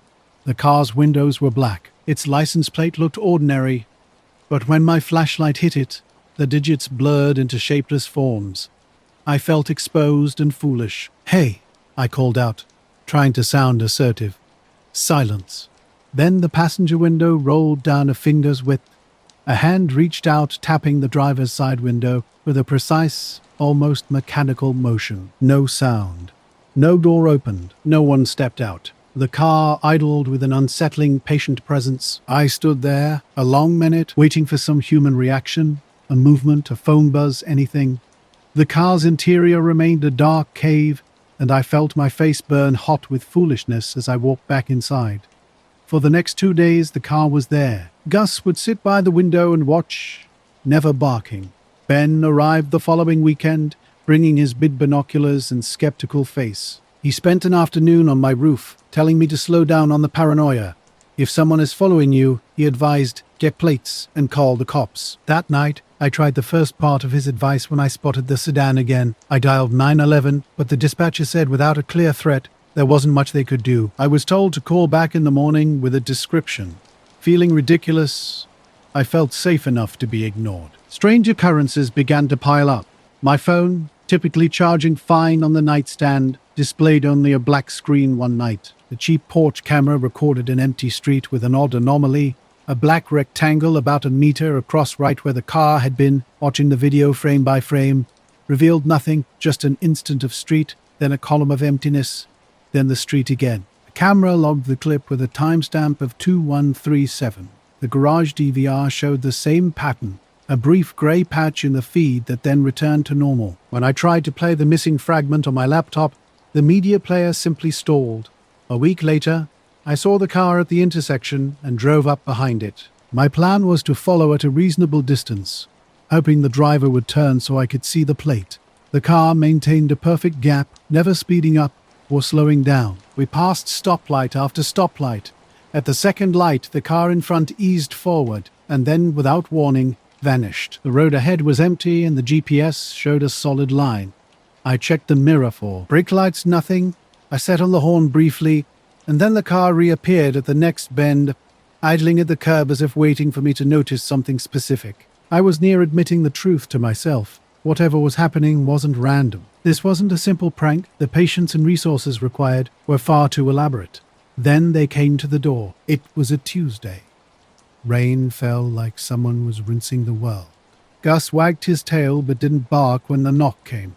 Not at 2:13 a.m. The digital clock on my microwave flickered just as the knocking began. 3 precise, measured knocks echoed on my front step. When I opened the door, 2 men stood in the darkness. They were unlike any unexpected visitors. Long black coats covered well-tailored suits, with black umbrellas folded neatly at their sides. Their faces were neutral, neither young nor old, with eyes that seemed a bit too intent. Clean shoes completed their meticulously assembled appearance. "Good evening," the taller one spoke, sounding like a radio announcer without warmth. "We're here to speak about your footage." My heart dropped. I hadn't told anyone I'd filmed anything. A sick feeling rose as I remembered the private proof hidden in my top drawer. "Who are you?" I asked, trying to keep my voice steady. "We're with the office," the shorter man said slowly. "We need to review the original file." I started to ask how they knew, then stopped. They stood calmly, the taller one spreading his hands in a gesture that seemed almost conciliatory. "We're not here to make trouble," he added. I felt the absurdity of negotiating with strangers on my porch at this hour. Part of me wanted to resist, that stubborn core that hates being pushed around. The SD card sat in my drawer. I could hand it over and potentially end whatever was happening, or I could hold on to it. "I don't want anyone going through my stuff," I said. "If you're law enforcement, show a badge." They exchanged a knowing look. "We are not law enforcement in the familiar sense," the taller one stated flatly, as if reporting the weather. The shorter man followed up. "You reported no auditory disturbances?" "No," I replied slowly, my throat tight. Simultaneously they smiled, a practiced, synchronized movement that sent a chill down my spine. "Thank you for your cooperation," the taller one said. The shorter man nodded, tilting his head as if checking something off a list. Then they turned and walked away, stepping off the porch into the rain. No car waited. They simply disappeared into the dark and drizzle, like figures falling behind heavy curtains. The nights rearranged themselves around that precise minute for a time. I know 2 men in black stood on my porch and asked a polite, strange question. I know the clock on my microwave lit up at 23 for a while and then it didn't. I'm not saying I know what they were or what the car was. I don't. They left the problem where it had been, on one small shelf of my life, private and unsettled. We're not here to make trouble. We need to review the original file. They said so little, and once in a while, I pull the clip out and look at the smear of silver and wonder what the people on my porch had seen. I hike on the ridgeway when the weather is right. I go to work. I sleep. I still wake up some nights and sit with my phone and watch the time change. I still check the trees when the wind dies down. That doesn't mean the feeling left. The car never came. The porch camera never again showed the odd black rectangle. Gus stopped pacing to the window at 2:13. After the 2 men came and asked for the file, the nights go back to normal. He told the man he worked with freelance folks and to go away, then told he was phoned by someone who identified themselves as a reporter and asked what his source on outdoor phenomena was. He said not to post it. He told me not to post it. He ran the file through filters until it looked cleaner, but it never gave more than the same silver smear to an interested eye. I handed the SD card to Ben a few days later and told him the whole thing, abridged and messy. He asked to keep a copy. That was the last night the car pulled up, and now the street was the same rain stretch it had been for years. Just after midnight, my phone buzzed on the nightstand. I'd been half asleep, drifting in that soft space between dreams and waking. And for a second, I thought it was my alarm, but it was a call from my friend Eric. I hesitated before answering. He never called this late unless something was wrong. "Hey," I muttered, rubbing my eyes. "Dude," he said immediately. His voice had that nervous edge I'd only heard a few times before. "What the hell did you send me?" "I didn't send you anything," I said, sitting up. "That picture, the one you just texted," I blinked at the glow of my screen. My messages app showed nothing. "What are you talking about?" "The photo," he said again. "You sent me a picture like 5 minutes ago. It's..." He stopped exhaling. Eric texted about something weird hovering over trees near my house, a glowing shape like some kind of craft. He insisted the picture came from my phone, but I knew nothing about it. I checked my messages. No recent texts, no sent photos. My last message to him was a meme about our fantasy league. When I told him there was nothing there, he sounded unsettled. "Describe what you're looking at," he demanded suddenly. I said my bedroom was dark, curtains closed. He asked if my phone was in my hand, and I confirmed. "Check your gallery," he urged. I swiped through my photos. The last picture was from the previous weekend. "Nothing new," Eric exhaled sharply and said he'd send the image back to me. Moments later, my phone buzzed. I opened the photo and felt my stomach tighten. It showed the woods at the edge of my street, pine and oak silhouettes, power lines crossing above, with a pale, hazy glow hanging just over the trees. It wasn't bright like a spotlight, but diffuse like an internally lit jellyfish. I couldn't tell where the glow ended and the night began. "Where did you get this?" I whispered. Eric repeated that it was from me, showing my name and number. Neither of us spoke for a while. I could hear his breathing. He suggested my phone might have been hacked, but his words lacked conviction. I slid to the window and peeked through the curtains. The street was empty, the trees at the block's end dark and still. "I'm looking out my window," I said. "Nothing's there." Eric didn't respond. I asked him to send a screenshot of our message thread. It showed my name, his phone displaying the picture I supposedly sent, with a timestamp matching when he called. "I'm coming over," he said abruptly. I tried to dissuade him, but he was determined. The line went dead, and I continued watching the street, my eyes drawn back to the strange photo. The cool night air was different, slightly uphill, like I'd been transported from the sidewalk near the park entrance at the end of the block. My phone's camera app revealed little. The image was taken at 12:03 a.m., but no additional details emerged, no GPS coordinates, no device information, just an image file. Eric texted at 12:20 a.m., saying he was outside. Throwing on a hoodie, I went downstairs. When I opened the door, he stood by his running car looking unsettled. "You're sure you didn't send this?" he asked repeatedly. I assured him I hadn't. He turned his phone toward me, the photo glowing faintly on the screen. Taken at the park entrance, power lines visible in the background. We walked down the street together. A dry cold seeped through my clothing, making me shiver. Our footsteps rang unusually loud, as if the air itself was hollow. At the park entrance, everything appeared normal. The wooden sign, gravel path, trees dark against the night sky. "No glow," Eric muttered. I kept watching the tree line, anticipating some shift. Nothing changed. He pointed to a spot over the trees. "It looks like it's right here." From my perspective, there was only darkness. We lingered, silent and uncertain. Finally, Eric suggested someone might have spoofed my number as a prank. "But why does the picture look like it was taken here?" I challenged. He had no response. Back home, Eric didn't even come inside. He got in his car and left. Upstairs, I sat in the dark, phone on the nightstand, periodically checking messages. Nothing arrived. When I reviewed my gallery, the mysterious photo was gone. Yet with closed eyes, I could still see that faint, silent shape hovering over the trees, like a lantern suspended underwater. The next morning, Eric's text arrived. The photo had vanished from his phone. When I checked our message thread, his previous screenshot remained, but the shared image was now a grey box with a question mark. I scrolled through my photos again. Still nothing. We still don't understand what happened that night. Now I stop and look up at the power lines and the trees sometimes when walking past the park entrance after dark. I half expect to see that pale glowing shape again, waiting where only a camera can catch it. Dundee gets quiet after 11, and most of the city had emptied for the night.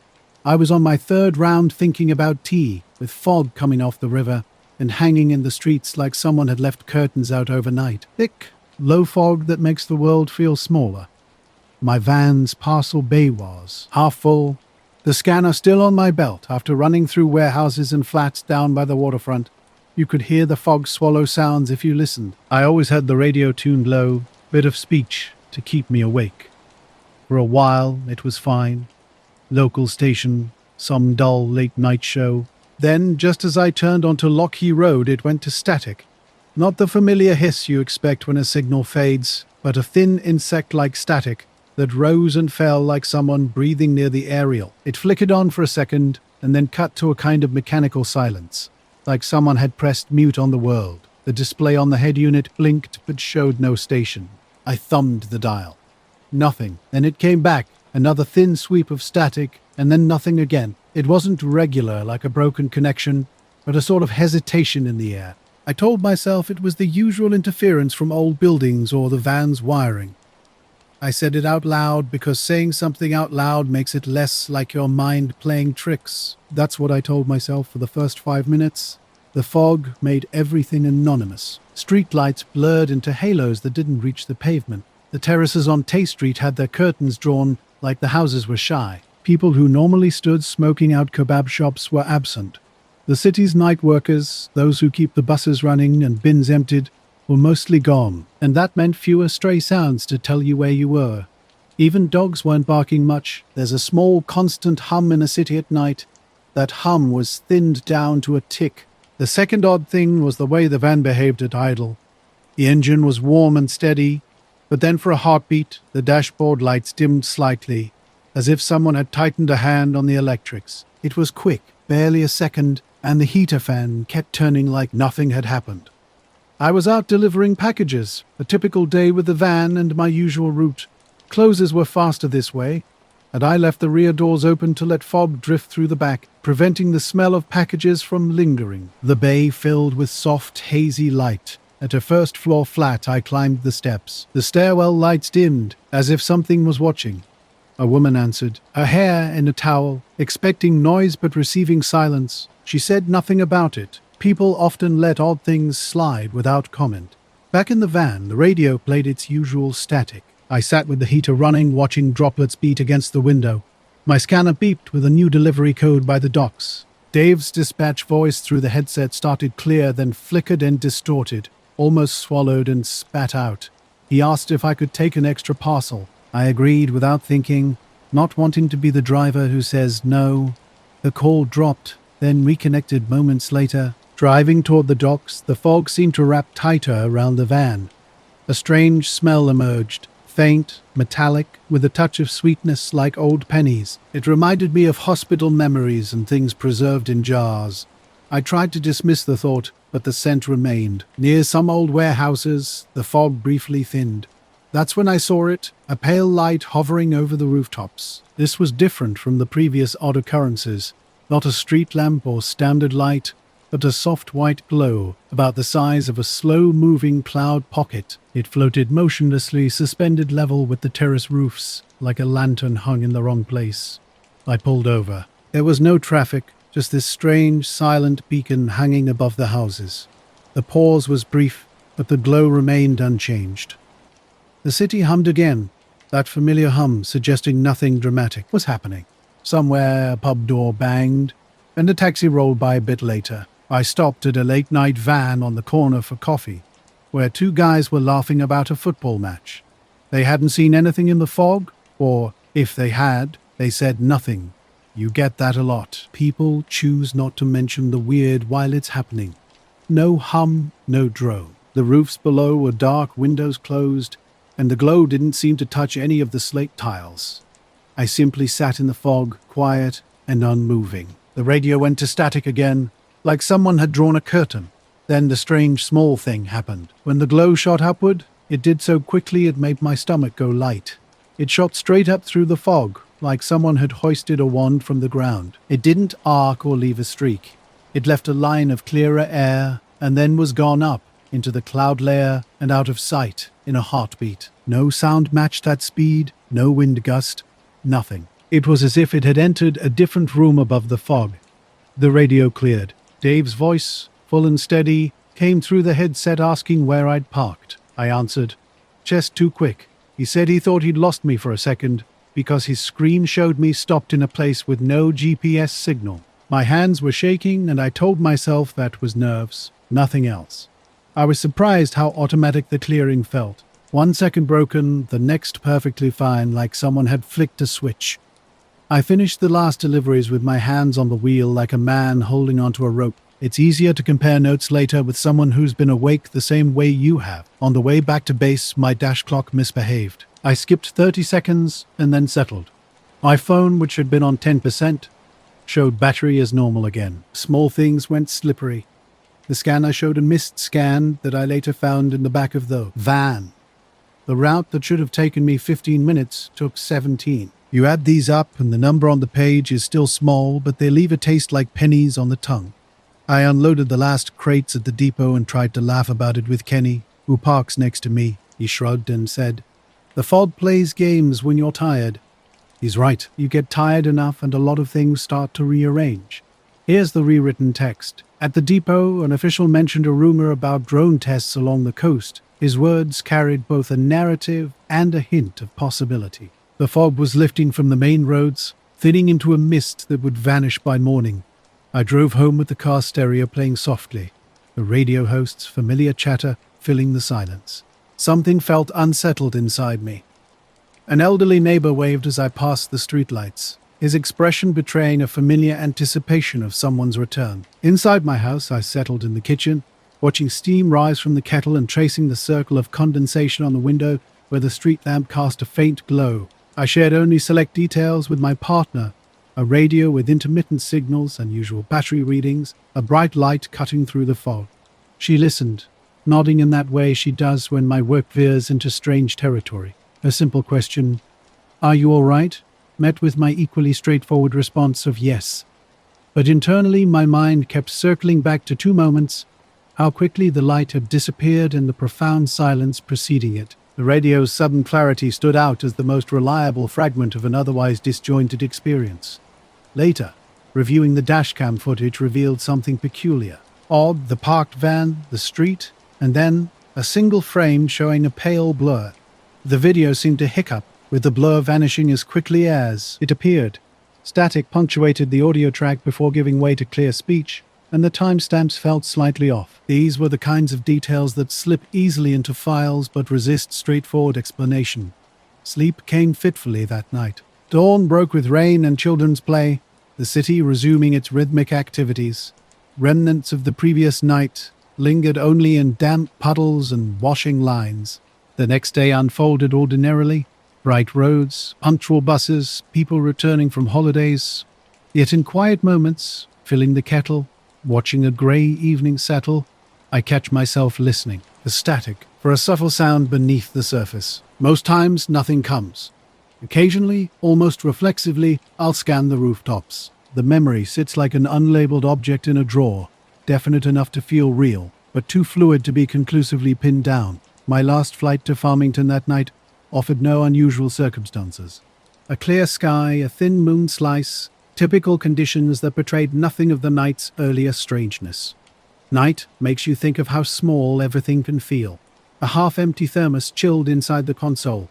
Radio's quiet, except for occasional flight following handoff and a distant cargo truck on 121.5 sounding 3 counties away. This was a routine leg I'd flown dozens of times.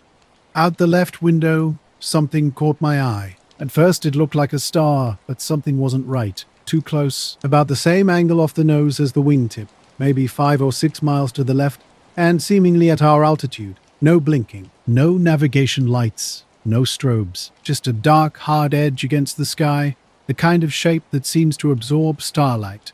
I initially told myself it was unexpected traffic, maybe an unlit crop duster or banner tow.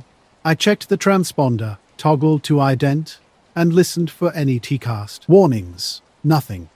The EFIs showed the usual blank space where traffic would display. My transponder was transmitting, and the ADS-B box was showing other traffic we'd heard earlier. Equipment seemed fine. Yet this object held position relative to us, like it belonged in the same lane of air. I called center. Cessna 7KQH visual traffic. Left 2 o'clock, same altitude, say intentions. The response came back clear and practiced. 7KQH Center. Roger. We show no primary or secondary target in your area. Maintain present heading and altitude. No target, I copied. I double-checked the heading on the HSI, glanced at the GPS track, then looked out the window again. The object had matched my ground track and ground speed. Not perfectly aligned like two planes sometimes sit beside each other, but keeping pace as if glued to our velocity vector. I disengaged the autopilot and moved the yoke to feel the motion. Anking left 3DU for a better look. The thing did something indescribable. It rolled, not banked or turned, but rolled as if gravity had loosened its grip. It turned on a sideways axis with a slow, lazy motion unlike any airplane. It slid laterally exactly opposite my bank, with a fluidity like a model moving through water. No acceleration, no plume, no wake. It simply moved, as if we were matched dancers with a complex, unexplainable choreography. I was flying with everything operating normally. PTO heat on, vacuum steady, alternator green. The clock in the panel blinked, then resumed. Just a list of ordinary things doing ordinary things, and the extraordinary thing outside doing nothing that fit. My headset made a small, precise noise radios do when something is wrong, like when the squelch is being coaxed. I flipped to ground frequency to check, confirmed the squelch, checked the standby, toggled the audio panel. Nothing. All systems behaved normally, right? Now the traffic was holding exactly parallel, rolling away to the west. Static hummed briefly before the controller answered. A tone I now know meant they were running the scope to see primary returns. Negative. 7K. No targets. Are you receiving any interference? I reached for the binoculars under the glare shield.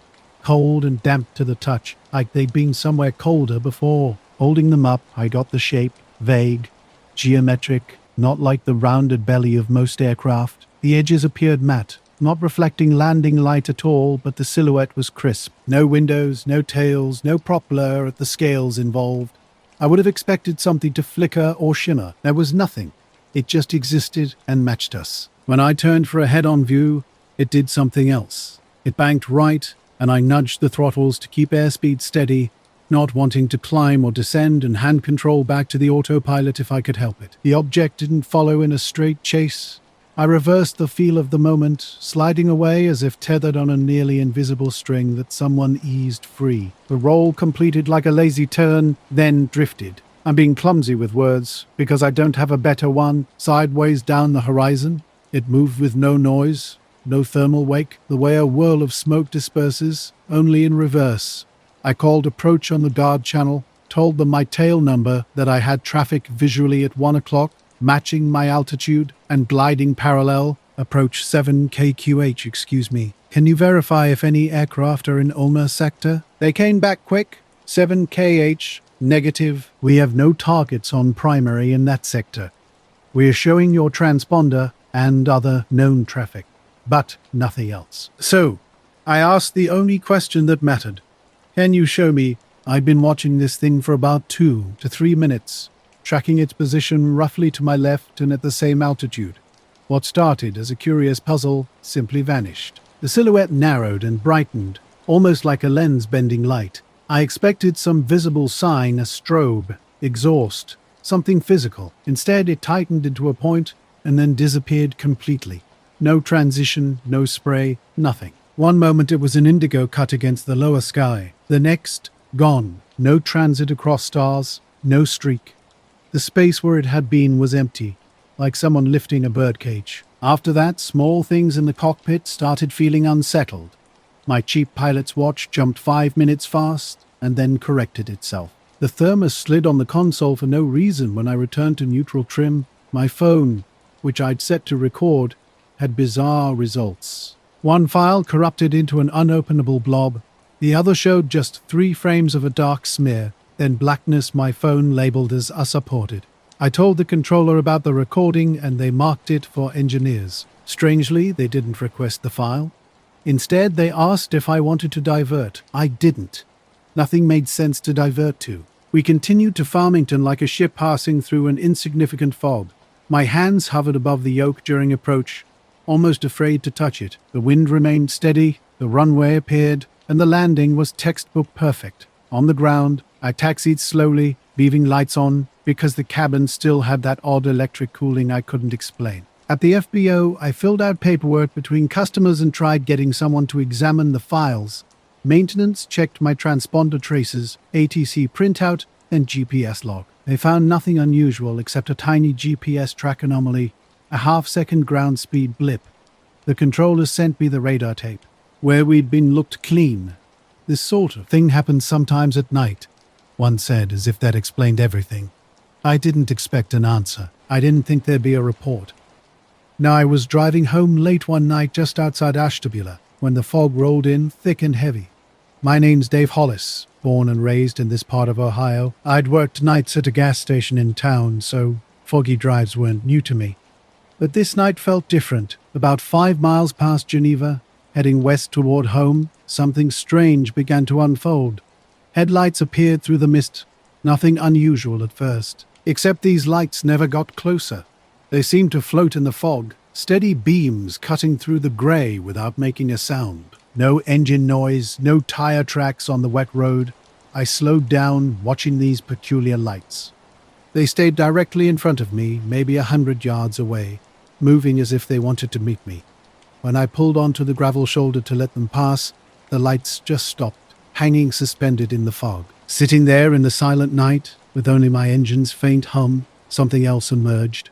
A soft, hazy glow in blue and white appeared about 50 yards ahead, floating 3 or 4 feet off the ground. This wasn't like any car light or street lamp I'd ever seen.